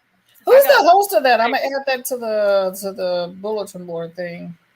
Yes, I messaged MJ, but I'll find it. I put it in my community post, so I can find it real quick. I know there's a queer lit like throughout the year, but I just saw this one thing. I don't know if this is a book. It's called History's Greatest Speeches, Black Voices. That sounds really cool. I wonder if it's an audio book, but I wonder if this is a book or if this is just special production of Soundgraph audiobook, volume 9 in his. Oh, that sounds neat. So I'll have to It's spell the name for you. So it's C See, apostrophe EST and then C apostrophe EST. Okay, Cest. and then Kevie Kevvie. Okay, Yeah. Cest Kevi. Okay, I'll add that to the list. Thank Subscribe you. to their channel because I was on MJ's Discord and we were talking about the laws people are trying to pass to ban LGBT books from schools because they put it under like their pornography clause. right. Oh, so Kevy had made a video about this organization that's creating what they call the Rainbow Book Bus. Oh my So gosh. they're doing it with LGBT books, and they're going to the communities where they're banning those books and like using it for the children there to be able to read the books. So I know Ashley at Book is Realm posted something a few weeks ago talking about kids need permission slips to I don't know exactly where, but they need permission slips to check out books on LGBTQ. And I'm like, really? People just if their parents are going to be like that, when they should be checking their backpacks when they get home, and then if they don't like what the child did, they can give them a whooping like everybody when the child does something that don't meet their parameters. But it is not up to the school board or the libraries to have legal action taken against them because your child doesn't obey your rules. Like this world's going to hell in a handbasket. Hey, as a parent, I want my child to only have this content. Okay, then you should be the one managing that, not everybody else. Exactly, I agree. Why am I on this slow computer?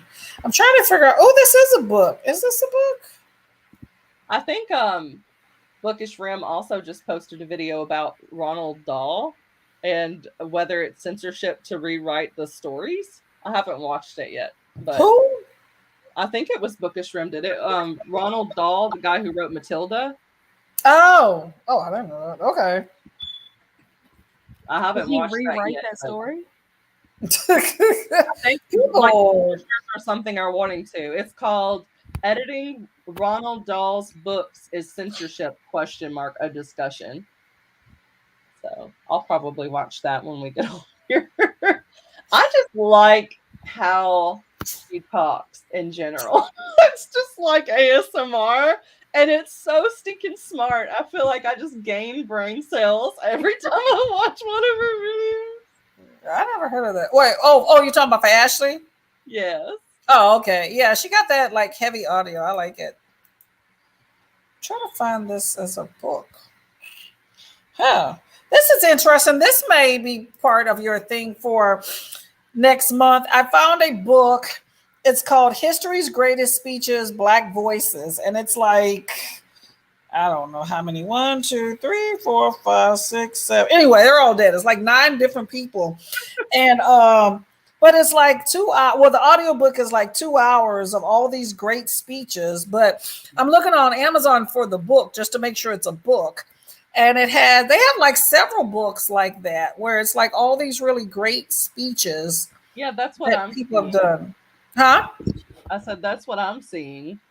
Yeah, that seems pretty cool. And then also, I was looking at W.E.B. Du Bois, and he has a short sci-fi story. So I was reading that initially, but now I'm looking at where's the volume 9 though? Yeah, because there's a lot of different ones that I'm seeing on here. One of them I can see Frederick on here, but then it's a bunch of white guys on the cover with them. I don't think that's the same one. Let's see. I'm gonna just type in history. Let me see another volume. History. I'm telling y'all, this AnyPlay app is really awesome. If y'all are interested in audio, I don't do audio on all of my books, but I'm trying to get. I like the idea of pairing up an audio with a physical book that I get. So just in case I get into a bind, or if I'm doing other stuff, I can kind of mix and match. It just makes it easier if I'm running low on time. It's really So good with harder books or drier books too. yeah, yeah. But Curious. it's sometimes I don't always have the time. So some of my books aren't like my N.K. Jemisin. I don't have any of that via audio, so that's fine. But if I can compare and pair with other ones that aren't, then it helps me out. Like generally, if I read multiple books at a time, one I'll have via audio and the other is physical. Like right now, I'm between two different books, and one is audio, one's physical, so I don't get as confused because they're different. Do you have one to recommend for N.K. Jemisin? Because I read their story Skin Contact, which was like an Amazon original. It was really good. Oh yeah, the short one. Yeah, that was good. I read that long time ago and didn't even know that was her. Somebody, it's called Emergency Skin. Yeah. Somebody recommended that to me, and I was like, "Why does that sound familiar?" And I looked back and saw I had a Goodreads review for it for Amazon review for like 2 years ago that I read it. It might have been me that told you to read it. Yeah, it might have been. Yeah, it was in the sprint. Yeah. It might have been two people at the same time because I think there was another person because I was trying to figure out who the author was and they knew. Tons of these speeches. Okay, I got my audiobook. There's tons of them, so I'm gonna just choose one. Apparently, there's different volumes. Okay, that'll be my classic. Does that work for you? I Read Dead People. Yes. Is like a series of speeches in one book. You want to do it. but N.K. Jemisin, yeah, if you want to, the Curious Owl is doing it's like a year-long readathon of all N.K. Jemisin's books. But currently we did the 5th season for January, and for February we're doing the second one. Like her Broken Earth trilogy is 3 books. So the 5th season, it's manageable though. It's really good. But then the second book is this month, which I need to get on because the live show is next week and I haven't read it. So I'm going to start that hopefully in the next 3-4 days. And then the third book in the trilogy, of course, is March. So we discuss it the first Saturday of the month for, the previous one. So that's currently what's going on if you want a buddy read with some folks. And she's still looking for a co-host. Last month, it was just me and her on there. But anybody else that wants to, just message her, But I'm gonna have to catch up with y'all because I really liked the short. Yeah, it was good. It was good. Her writing's kind of, she's a little snorky, a little funny, a little bit, but it has a really good story. I enjoyed it. What's the other N.K. Jemisin book that everybody was talking about? I think I don't think it just came out, or like maybe the sequel just came out or something. I know there's The City We Became was one that people talked a lot about. And then there's something called, hold on, this is 10 Black authors are talking about. Something about the 1,000 Kingdoms or something. I don't know. What the hell am I looking at on here? I don't even want to know. You go down a rabbit hole. I'm like, oh, that don't look good. The City We Became is one that I've heard. That was probably the first book that I ever heard of by that author, and I didn't even know that it was an N.K. Jemisin book when I heard about it. But I think it became as popular as it did because I think the sequel recently came out. But I forget what The World We Make. Yeah. It looks like a similar cover style. Yep. So I don't know when. Is that on The World Fantasy? I have it written down what we're doing. Where's my thing? Have no idea what it's about, but it's a book that I've seen a lot and I've seen a lot of people talk about. Yes. Yeah, November is the city. There's a whole schedule. If you go to her channel, if you want to kind of just look on her community tab, she lists everything, or this is on the community tab. Yeah. She lists all of the books and what months, so you can catch up if you want to, or even just be part of the discussion. But November is The City We Became, and December is The World We Make. What was the channel again? The Curious Owl. Like at The Curious Owl. Sorry, this is random. My brain just went back to the conversation we were having like 30 minutes ago. Does Octavia, does she count as what is it? She did. Yeah. Okay. Yeah, she should. Yeah, she died in 2006. So yeah. Okay. So maybe I'll do her because I was supposed to be reading Clay's art in March anyway, but I was on the fence. I was on the fence about it because I can't find the audiobook. Yeah, I didn't find an audiobook either. I just read it. But it was good. It's short. It's short. Okay. And but it was good, girl. That was one of my favorites. Do I have to write one? It's The Curious Owl Bear? No, I just Owl. The Curious Owl, OWL. It's like a white girl with glasses and like a heavy red lip. Okay. I thought you were gonna say she had a mustache. No. Not that there's anything wrong with a mustache on a woman. No. Did you find her? It's a genetic condition that does that. Yeah. I can't. No, I'm not finding it yet. Hold on. Let me get to. Hold on. Let me find something. Hold up. Oh, Dawn by Octavia Butler. Have you ever? I haven't heard of that one. That's the one that a lot of people are talking about. Now I'm torn between what I want to read. I'm enjoying. Maybe I'll just do this speeches for myself. But now that I see this, I think it'd be cool. I'm trying to pull up my YouTube. I'm trying to pull up so I can type it in for you. I'm on my old computer and it's still thinking what it wants to do. So many people that are the curious owl here. Hold on a second. Does she have like an @ symbol at the beginning? If she puts the @ symbol, will that like narrow it down? Yeah, you can do @.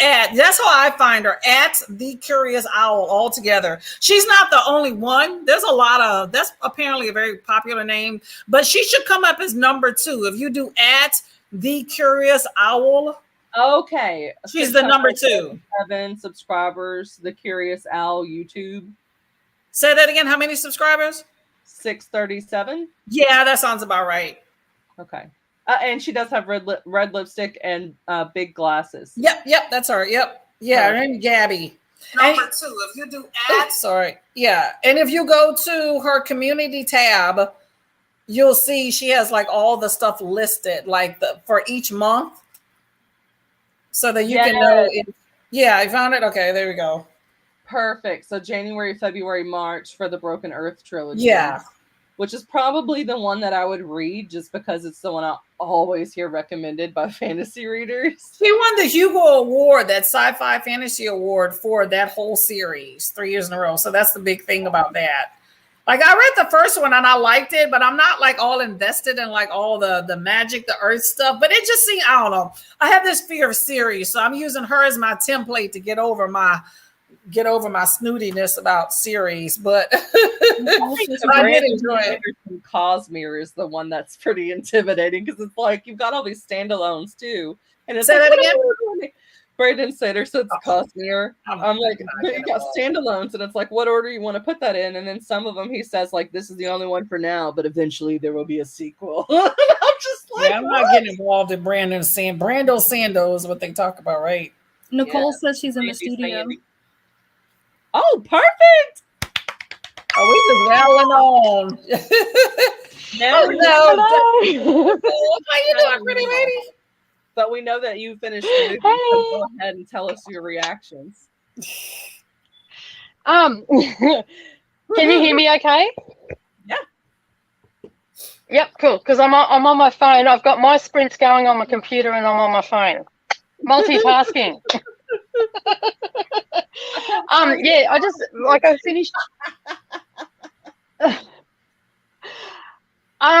It stayed pretty true to the book though, the movie. I was actually surprised. But in saying that, it is only a short book, so it's only really the size of what a script would be. So there wouldn't be too much of a reason to go away from the book.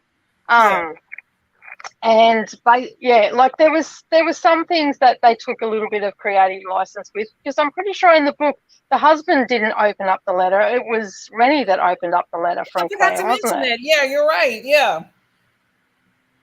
Yeah, so that was a little bit of a creative license, and like it was a very, very much set up as an artsy sort of film. Like I wouldn't say it's a mainstream film. It was very, very artsy, very, very, that's sort of the way I like the square instead of widescreen. So they used like like it was very like I got the feeling that they were going for wanting to set it back in 1929. They didn't want it to be modern. They wanted it to be back in that way. And for that aspect, they really did pull that off. And what's his name? Alex Skarsgård, or however you say his last name. They couldn't have picked a better dude for a villain. Like he always plays a good villain.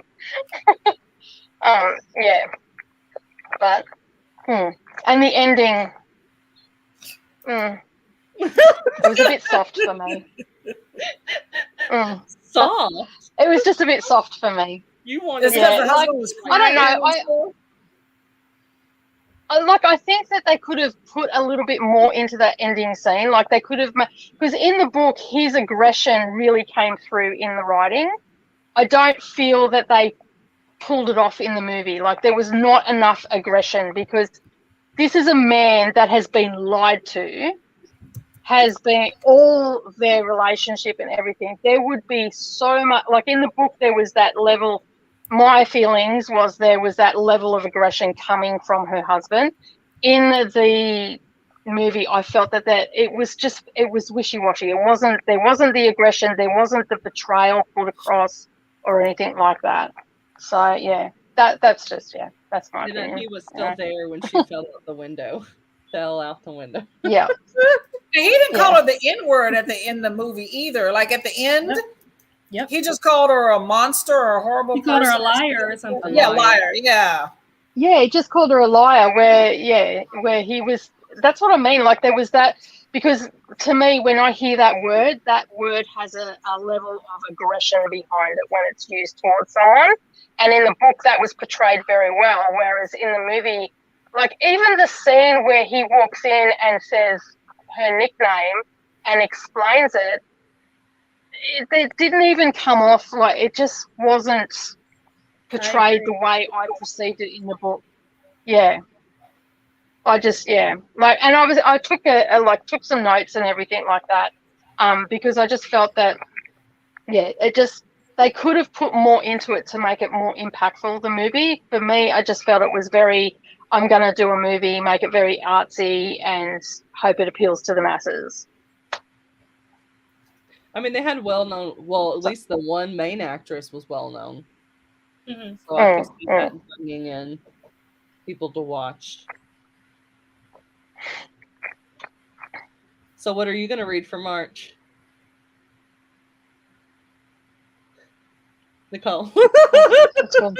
Oh, what was that? It went really quiet. I couldn't hear anything. What did you say? What are you going to read for March? In March, I'm actually dropping all of my TBRs. I'm only reading what's for the book clubs, but I'm dropping my TBR because the Women's Prize for Fiction long list is announced on the 7th of March, and this year I want to try and tackle to read the whole lot of it. The whole list, and then over on my Discord, once the shortlist is announced, that will depict what we're going to be reading for the last 6 months, because it's usually 6 books on the shortlist. So that will depict what we're going to read each month for the last 6 months of the year, because that gets announced in June, and then July we read the winner, and then we subsequently read the rest of the books. So that is my plans for the next couple of months, because I think the shortlist comes out on the 26th of April, and then so then we know what we're going to be reading. Is it all like other than that? Nothing. Basically, it's all the Women's Prize for Fiction is, I forget the actual cutoff dates, but it's a year's worth of new releases by women, and it's from all over the globe. It is a UK, like the UK presents it, like they run it and whatnot, but it's women from across the globe. So I've come across a few really good books last year. Ruth Ozeki, the Form, what's it called? It's not on that. That's all stuff that I've got to read. The Book of Form of Emptiness, it touches on mental illness. The Great Circle was one that was touching on that had LGBT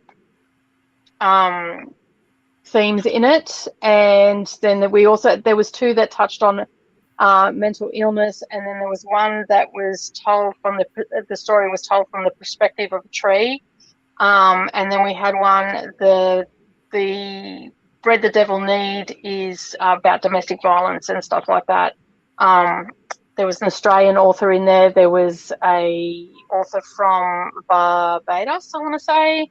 We had an English author.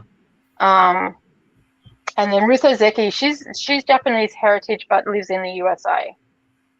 So yeah, it covers quite a really good range of books, mostly contemporary. Contemporary stuff. Yeah, I was yeah, we need some more yeah. sci-fi fantasy awards. I want one that has like sci-fi, fantasy, and romance. Those are my go-tos right there. You just lump all them together and see what happens. Oh man. All right, so we're definitely on tomorrow.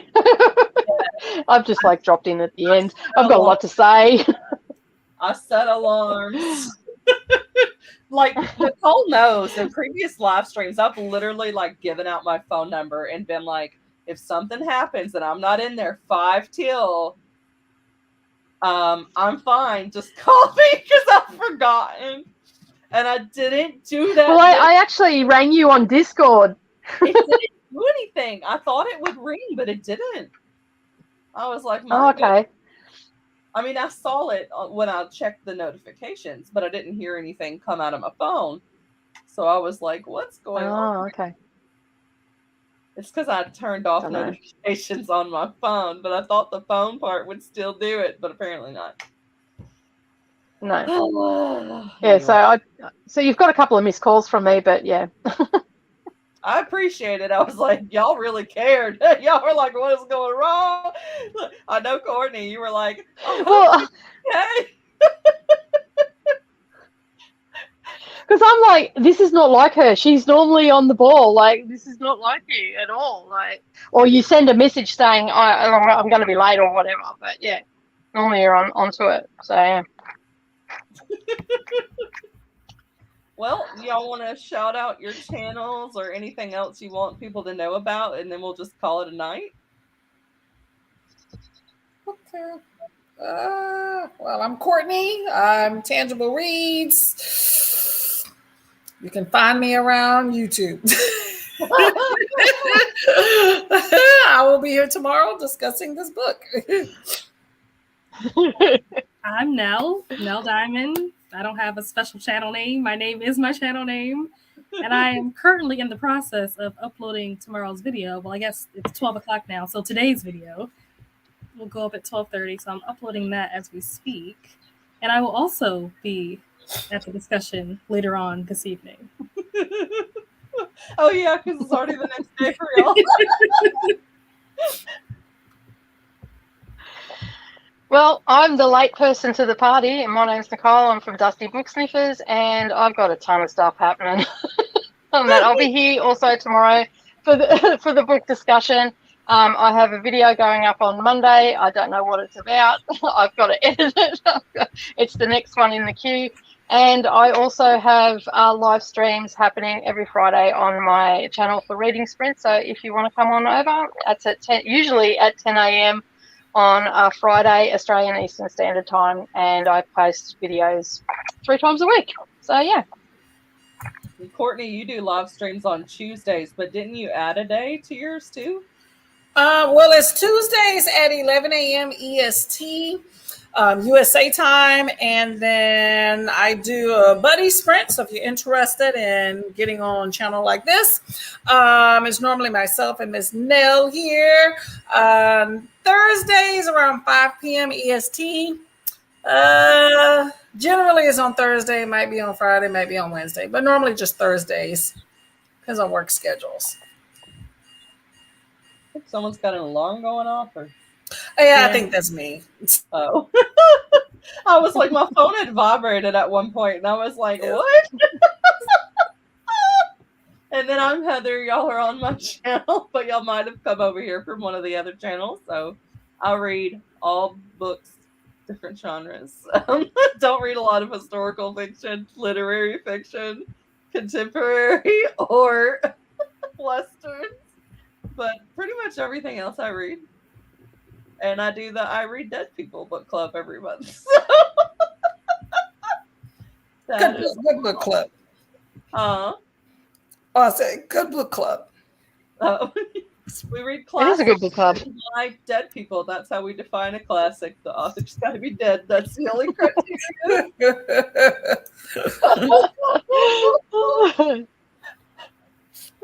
And for those that might be watching, if you're interested after this finishes, I'm actually still doing a reading sprint over at Dusty Book Snippers. I've got 20 minutes to go in this one. Go for it. I still need to catch up on I need to read my, what is it, 10 more chapters for the Count of Monte Cristo this month. Yeah, I need to Yep, that I've already scheduled that up. I was going to do it on the 11th of March, but that's actually been rescheduled to the 4th of March because I was going to be out of town on the 4th of March, but that got cancelled. So now I am home, so I'm doing the reading sprints for that. And so we'll be going, we've already done the reading sprints for February for it. So March's chapters are chapter 21 to 30. So about 100 pages. So you've got some catching up to do, girl. But I'll be able to binge it this time. I won't have to stop so soon because it was really good. Yeah, I know it's killing me. What were you saying, Courtney? Oh, how big is the Count of Monte Cristo? Over 1,000 pages. Okay, have at it. Have fun, y'all. Isn't it like 1,400 or like 1,700? Something crazy. That's Stephen King right there. We only read 10 chapters, which works out to be about 100 pages a month. We're reading this for a year. We're not doing it in one go. Yeah, because I have a book club called the Serialized Book Club, and we read all the classics, whether they be French, Russian, English, American.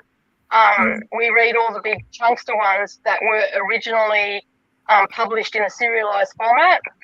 So things like the Count of Monte Cristo, Pickwick Papers from Charles Dickens. We're also at the moment got Middlemarch on the go, and that is 100 pages every 2 months because that's how it was originally published. So that's how we're doing it, and that's why it's called the Serialized Book Club. And so yeah, we have some chunksters happening, and people just pick and choose what they want to read. So I was searching for my book.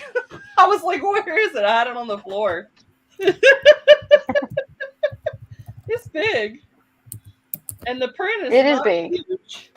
The print is not huge. Well, good thing you're taking it in installments. Yeah. Oh, yeah. Mine's even smaller. Oh.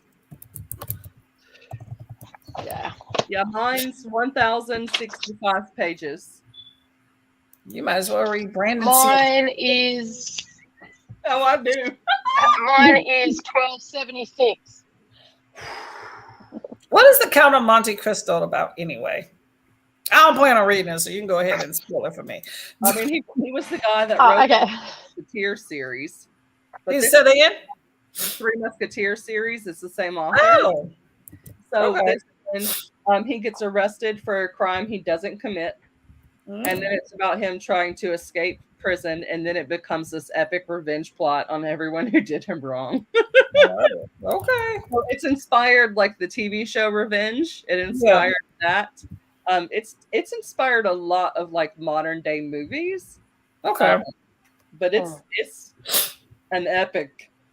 I mean, it's not really fantasy though. It's got like a real world type setting, but it feels like a fantasy almost with the amount of adventure that's in it.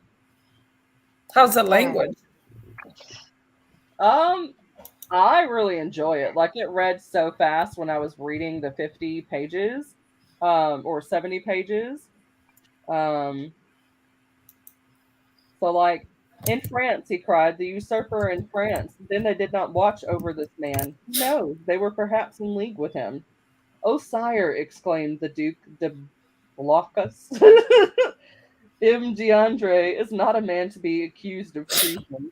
Sire, we have all been blind, and the Minister of Police has shared the general blindness. That is all. But, said Villaforte, and then they suddenly checking himself, he was silent. Then he continued. Your pardon, sir, he said, bowing. My zeal carried me away. Will your majesty deign to excuse me, or deign to excuse me? It's sounds harder than it is when you actually look at it, but and it reads really quickly. Like the pacing is really good in it. I read it in high school because I was in like an advanced class, so we had to do it for summer reading. The funny thing was, though, is that I got the 500-page Whopper and thought that it was huge, only to find out that I read the abridged version. So I did not pass all of my tests because I didn't read 500 pages worth of the book. So they were talking about all these big plot twists, and I was like, what book did you read? That's not in mine. So this is my first time reading the real thing. The real thing. The big one. So I'm excited. The big one. Yeah, the one that you could take someone out with. So, have that on your nightstand if anybody comes in, and yeah. You know what? Hey, I've got an idea. I'm going to see if I can weigh this because I got a scale right here. I can weigh my book. Now, my scale's a little... It feels like it's about 2 kilos. I don't know if my scale will do it because it like uses electricity. I'll put my toes on it and see if it'll do it. 11.2 pounds.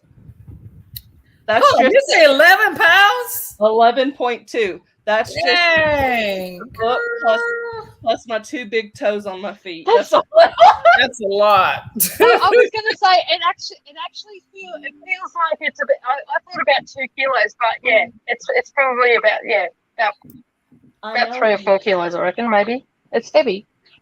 Do they have a better cover than how y'all have the plain covers? Is that how it comes? Like it doesn't have any sort of. I know maybe that's like a newer thing with all these beautiful color covered books. Oh, okay, there you go. Oh, that's pretty. Okay. Yeah, I've got another one. I have the paperback in the penguin cover, which has got a guy's face on it. Then this is the cloth bound one that I've got here. I'm collecting these for my daughter. So what's the red things on yours? Hard. No, the red. They're like. Oh, is that a mat? What is that? Is that blood? Yeah, they're like masks. Okay. No, they're masks. Like masquerade masks. Yeah. Oh, okay. I get you. Yeah. A lot happens in the book. It's worth it. It's like actually worth it. But I would do it like what we're doing. Just do the 10 chapters at a time. Because then it's not as much. Like the first 10 chapters was like 70 book pages. So it's kind of like 100 pages a month that you would be reading. Yeah. Courtney, I just saw your comment on my video talking about Justin Timberlake and Britney Spears. That was so funny. Which one was it? Hold on. What was I saying? I was talking about Once More Worth Feeling, and you said that the synopsis sounded like Britney Spears and Justin Timberlake. Cry me a river. Hey, Adrian. When did Adrian get here? Oh, we'll be over there. Oh, yeah. How long has she been? What time is it here? 10. Oh, yeah, it's been like 10 minutes. Hello, Adrian. How you doing? We're just like chit chatting. I'm sitting here like writing review notes for my online. I was uploading my video. I was responding to comments, and then I saw your comment, and I died laughing. I am so behind with comments. I started and then I stopped, and then I hit that comment, the one about when the person started talking about the Jewish and Irish Heritage Month. After I figured out my nice little comment, I was like, I'm done with comments. So oh my gosh, I can't. Were they complaining that there wasn't one? Well, no, I posted a little short video saying, happy Black History Month while people are reading about Black struggle. Make sure you read about Black joy, right? It's like an 8-second video, whatever, right? And then somebody commented, I wish there was a month to celebrate Jews and Irish struggles. And so I commented back that, what did I comment? While you're deflecting from Black History Month, which is the shortest month of the year anyway, Jewish Heritage Month is May and Irish is March. Like, everybody got a month. I mean, come on now. Like, but it's always something like that. Somebody always got to deflect from when you're talking about something. It's like Black Lives Matter. We know all lives matter, but we're talking about this. Okay, let's stay on topic. You know, it's annoying. Oh man, I really liked your short video because I think that's important. Because that's the thing I see a lot of times with booktubers, especially ones that look like me. They focus on all the struggle books. And I'm like, yes, you need to read those because you need to be aware. But then, like, if I was looking for stuff that represented me and all I'm getting recommended is popular books about struggle, that's not helping me as a viewer to pick out something that's joyful, that's going to be an actual good reading experience. So, but I also think a lot of those books about struggle, which there's nothing wrong with reading about Black struggle. It's part of life, it's part of my ancestry. So I read that stuff year round. And a lot of them do have joyful ends. Some of them don't, but it's just the idea that what sparked me even doing that. I actually had a longer format video, but I just could not get my wording right. And I was like, I'm gonna just make a short. But what really sparked me to make that was that I saw somebody do a review, and it was a book that talked about, it wasn't specifically slavery, but it talked about like, it was like a sci-fi novel, and it had a whole lot of like racism kind of involved in it. Right. But the person, it was a white booktuber, basically said, this is by a person of color. I like the book. I like that it featured people of color. That was the review. What? And I'm sitting there like, that is your review, but basically I liked it because it featured people of color. But the book was the how they were referenced was complete racism throughout the entire book. Gosh. And maybe the people did not have the wording. Like I said, not all books are for everybody. I'm not going to sit there and say that necessarily there was a reason, like some racial undertone for that, but it came off very bad to me. And I know I don't always have the words either, so that's why I try to condense things, because I'm not the most eloquent speaker. But I wouldn't have put something out like that of, I like this book because it features people of color, especially when there's a whole bunch of racism. How about, hey, it was a great book, it was an awesome plot. It was none of that. That wasn't in the review. But I'm not one to sit there and tell people what they should or should not put in their review. But I also think that if you can't say something else about this particular book, if you're going to pick up a book by, I have an issue with the term person of color anyway, but let's just say Black people, because that is what we're doing this month. But read something lighter. Like, it's Black History Month. Yeah, for one, this is a person that does not normally read books by Black people. I'm not saying you have to do that either, but if you are, kind of at least be a little bit, say something more about that, but maybe pick up a romance or something lighter. Because there's a whole, like, remember, Heather, months back, right? You asked me about a recommendation for a book, right? And you were saying you really didn't want it about, a bunch of struggle. And I get that. I didn't even take offense to that. And I've told you Nana, it wasn't really about race. That was one part, but it was just a good, crazy storyline. It was a great book at the time. Pick up something like that, or pick up a romance. But, I like to get the joy recommendations because I don't see them being recommended as often on BookTube. Yeah. So I'm constantly getting recommended all the ones about struggle. So it's like, I don't really need help finding those books because they're already front and center. So I'm like, when I'm talking to someone that I know's read a bunch, because I was doing the deep dive on your channel, so there were so many options.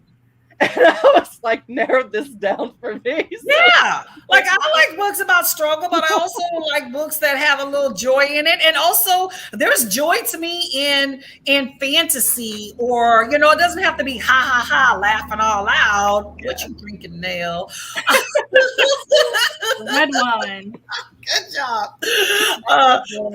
Before I started watching the movie, I popped on here. She was in the waiting room, but she had that red wine. I forgot I had. I just realized that I still had some. I was like, oh, I need to finish. Girl, turn up. You ain't going nowhere else. You're going to bed soon. Help yourself. But I'm just saying that there's a whole lot of things out there. Like there's sci-fi. Read a cookbook. Like just if you're going to read a book where you're going to, and who are we in the grand scheme of things, okay? But because everything's about perspective. It's just that I just don't like it that you're going to, like that review just, in addition to all the other crap that's been going on this month where people are just showing their tail about race, just when I saw that review, it really just pissed me off in my feelings. And I'm saying I'm in my feelings, but it's the idea that if you're going to say, I enjoy a book because it features people of color, you need to say something more if it's basically book where people of color are just being called all sorts of names and racism is going against them. It just rubbed me the wrong way. I think so. One of the things that happens too with white booktubers in particular, especially the bigger ones, is that some people will tell them, if you don't like the book, like don't review it. So then I think some of them wind up lying. So instead they just say, I like this one element. And then they don't say anything else because it would be a straight up lie. I was like, I don't really know what like the majority opinion is on reviewing books that you don't like. Because on one side, you don't want to put down a book. Yeah. But at the same time, it's like, but if someone's looking for a book, I don't want to recommend them one that I think they're not going to like because I didn't like it. Yeah. I mean, I believe in speaking your truth, you know. Go ahead. That's what I was just about to say. If you don't genuinely like a book, you need to say why you don't like the book. You just can't get on there and go, I don't like this book. Well, why didn't you like it? Let me be the judge of what you don't like about it and then make my own decision sort of thing, you know. Like, I would much rather an honest review from someone saying, you know what, I read this book, it wasn't for me. I've just recently done it, like, an author that I've read, Alice Hoffman. I read a book of hers a couple of months ago. I did not like it.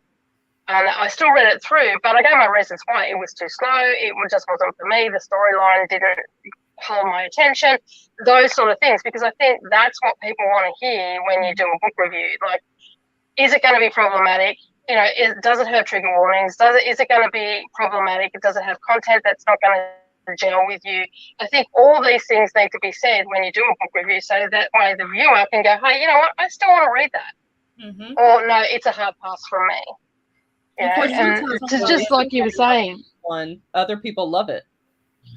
So, and that's why I like to give an explanation about whether or not something on a book, because I don't always discuss every element of every book. And like I said, this is your channel. You are more than welcome. I'm a big fan of you do you, okay? So I don't want to necessarily go out of my way and judge somebody, but I have a hard line when it comes to something that kind of sounds like a biased review, especially when it's something negative. Race is very important to me. So that to me just kind of, rubs the wrong way. But you can do you with you. I mean, because I don't always discuss every aspect of a book. And somebody might be like, well, that's not everything that it's about. Well, but this is what I'm choosing to talk about. But at least it's a legitimate element of a book. But I would never just go and downplay a book without giving some sort of explanation, because I feel, especially when it's something negative, I'm a big fan of kind of explaining myself when it comes to something like that. Or if a book is totally horrible,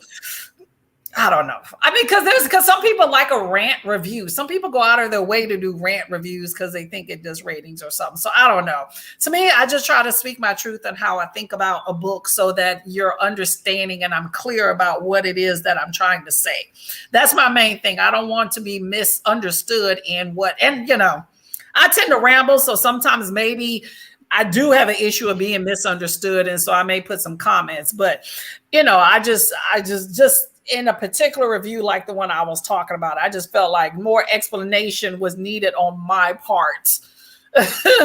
And I just felt like I don't want to blast anybody, because that's not my position on YouTube. If I do that, it's not intentional. So that's why I speak in generalities. But I was just a bit upset and perturbed by that. And it's not the only one. That was just kind of the one that kind of stood out for me. I've seen a few different reviews lately that I'm like, you really need to be reading something lighter. This is not your material because not every material is for everybody. And then I look at Goodreads with some books I read, and we've all seen that. You know, you have those Goodreads reviews where it's just like 1 star, 2 star, but no explanation and no profile. And you see that a lot with minority book reviews of people downplaying it, but you're not having a profile behind it or not having words behind it. And, you know, And I sometimes can feel there's like about that too, you know. sometimes there's like more things to learn about it too, where you might not be aware that like your view on it is kind of racist.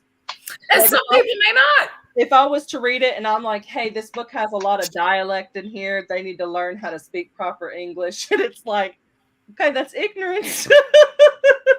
But Like- if you're not aware, you can say, hey, you know what? I'm not able to understand this better. Because I do that even with some books. I do that with like some British books or even some African books. You know, I'm not British and I'm not like, I think Nicole like has to get back to African. the sprint. I have to go. My sprint's about to finish. I've got people talking to me. Bye-bye. I'll see you tomorrow. You're Have a good. good night, everybody. Oh, you too. You too. Oh, yeah, we should be going shortly. But no, I'm just saying that I'll kind of give an explanation a little bit of like, well, the book is good. I had a difficulty understanding some of the language, but I'm not going to downplay it for that. So I'll just try not to be biased, but you know, that is subjective. I learned that when I first started BookTube, when I did, it was like a response. It was my video and stuff, but I spoke with another BookTuber and we talked about subjectivity, and it really made me kind of think about not everybody is thinking of what my idea of fair is.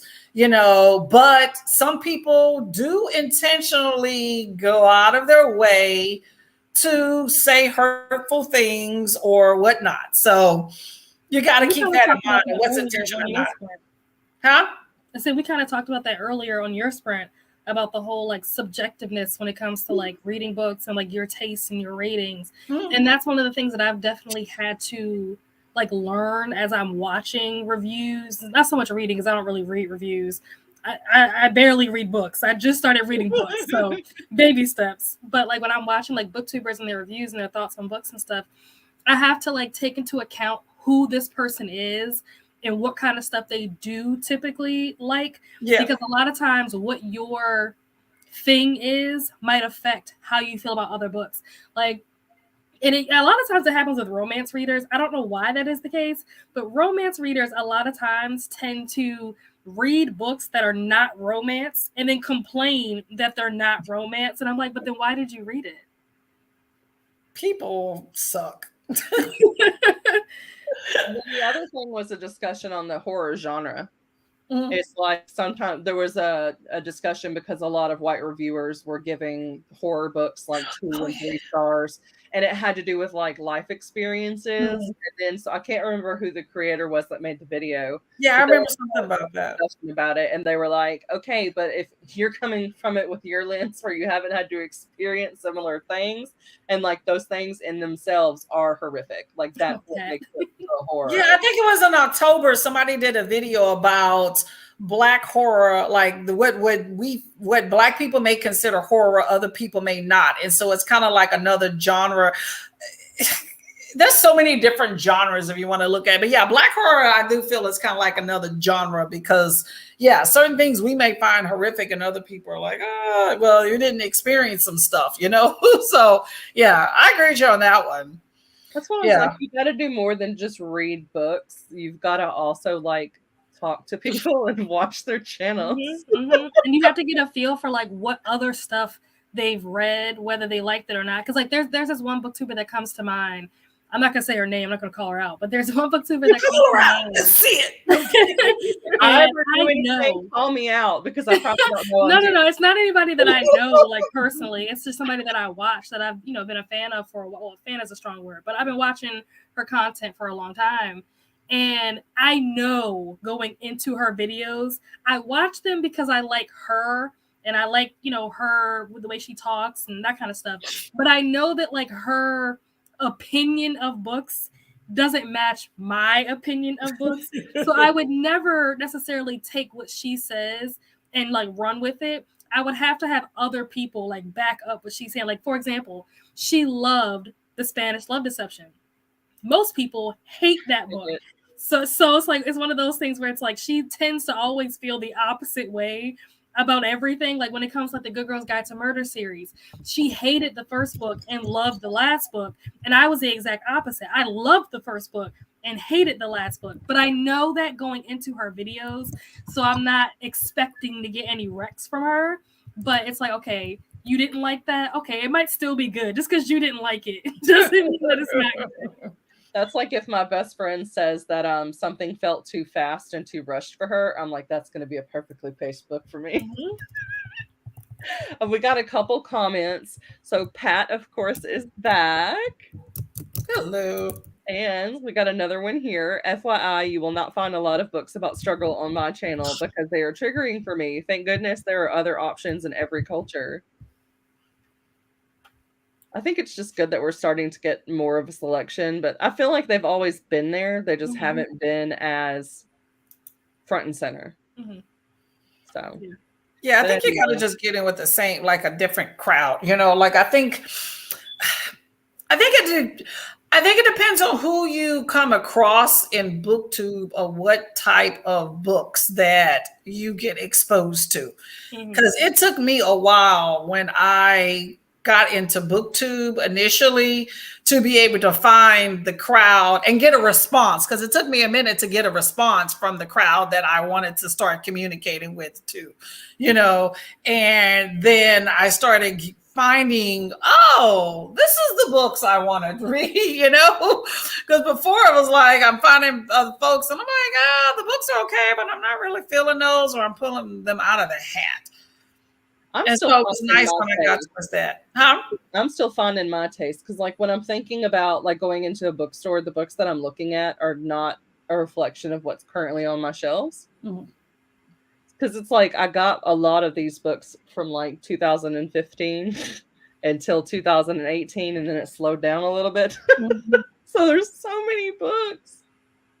But now I'm like, I still want to read these old books. But the new ones I'm looking at are like these big high fantasy chunkers, and I don't have a bunch of those on my shelves. Library! Yeah, I'm like, I kind of need to do that. But anyway, you've got talk, conversation is good. You learn every day is a school day, and everyone's opinion is not the same. That is true. And I try to respect other, like I may talk a bunch about stuff because I just like to talk, but I respect people's opinions for what they are. You respect my opinion, I respect yours. You know, there's some things that I'm just like, I'm not about that life, you know, and I'll say that up front, but that's no disrespect to other people. That's about it, you know, but at the same time, I do feel offended with some things I do see on BookTube, you know, so I try to respectfully kind of state my opinion. And so like with the short thing, I just kept it as a short instead of a big long video that I faltered through, because I'm just like, you know, I'm going to leave it alone, you know. But I will say, like I said, I understand people are trying to diversify. Some are a little bit more forced than others. If you don't want to read books by Black people, I'm just saying specifically this, then don't do it. Nobody's making you, nobody's forcing you. Don't add in that one book for Black History Month because you feel like you got to add it in to be cool as a diversity checkpoint. Okay. So read it all year. And then I'm like, so like with me, I think a good middle ground is like, okay, I know that I am the type of honest one. Like, I'm going to tell you if I don't like the book, regardless of who wrote it. But that means that I need to be reading more than one so that you can see that there's a difference. I'm not just always recommending bad ones. Or like some creators, what they'll do with those, they'll be like, I hate this book. However, if you like certain elements of this, I recommend this book instead. I think that's a really cool. I like that. Yeah. I just feel like this is BookTube, and like I said, everybody has their own opinion on how they do reviews, but I feel like we're doing a review, so say something more than I like this book and then go on. Because I've seen, like when I first started BookTube, I was like, it was a booktuber and I couldn't take it anymore. I unsubscribed. But it was like, you could tell that was trip. It was like, this book is such and such. I like this character, is fun. This book, and that was it. Like, I'm like, that don't make, I mean, not that you're trying to get everybody to, you know, take your recommendations, but I'm watching your video for something. Like, you just go say it's fun. Well, this video's not fun. Unsubscribe. I was watching a video the other day that was hilarious, and it was talking about like how to not booktube, and it was casting shade in every possible way you could think of. That may be fun. I like a unique perspective. What's that video? Let me go see it. I'd have to look through my history to find it, but they were like, all of this is in complete jest. I'm not judging anyone's channel, but if you think I'm calling you racist, I am. Dang. Because they were talking about how people would be like, here's my TBR, I have this book and this book. And then she held up one and it said book by BIPOC author. Oh.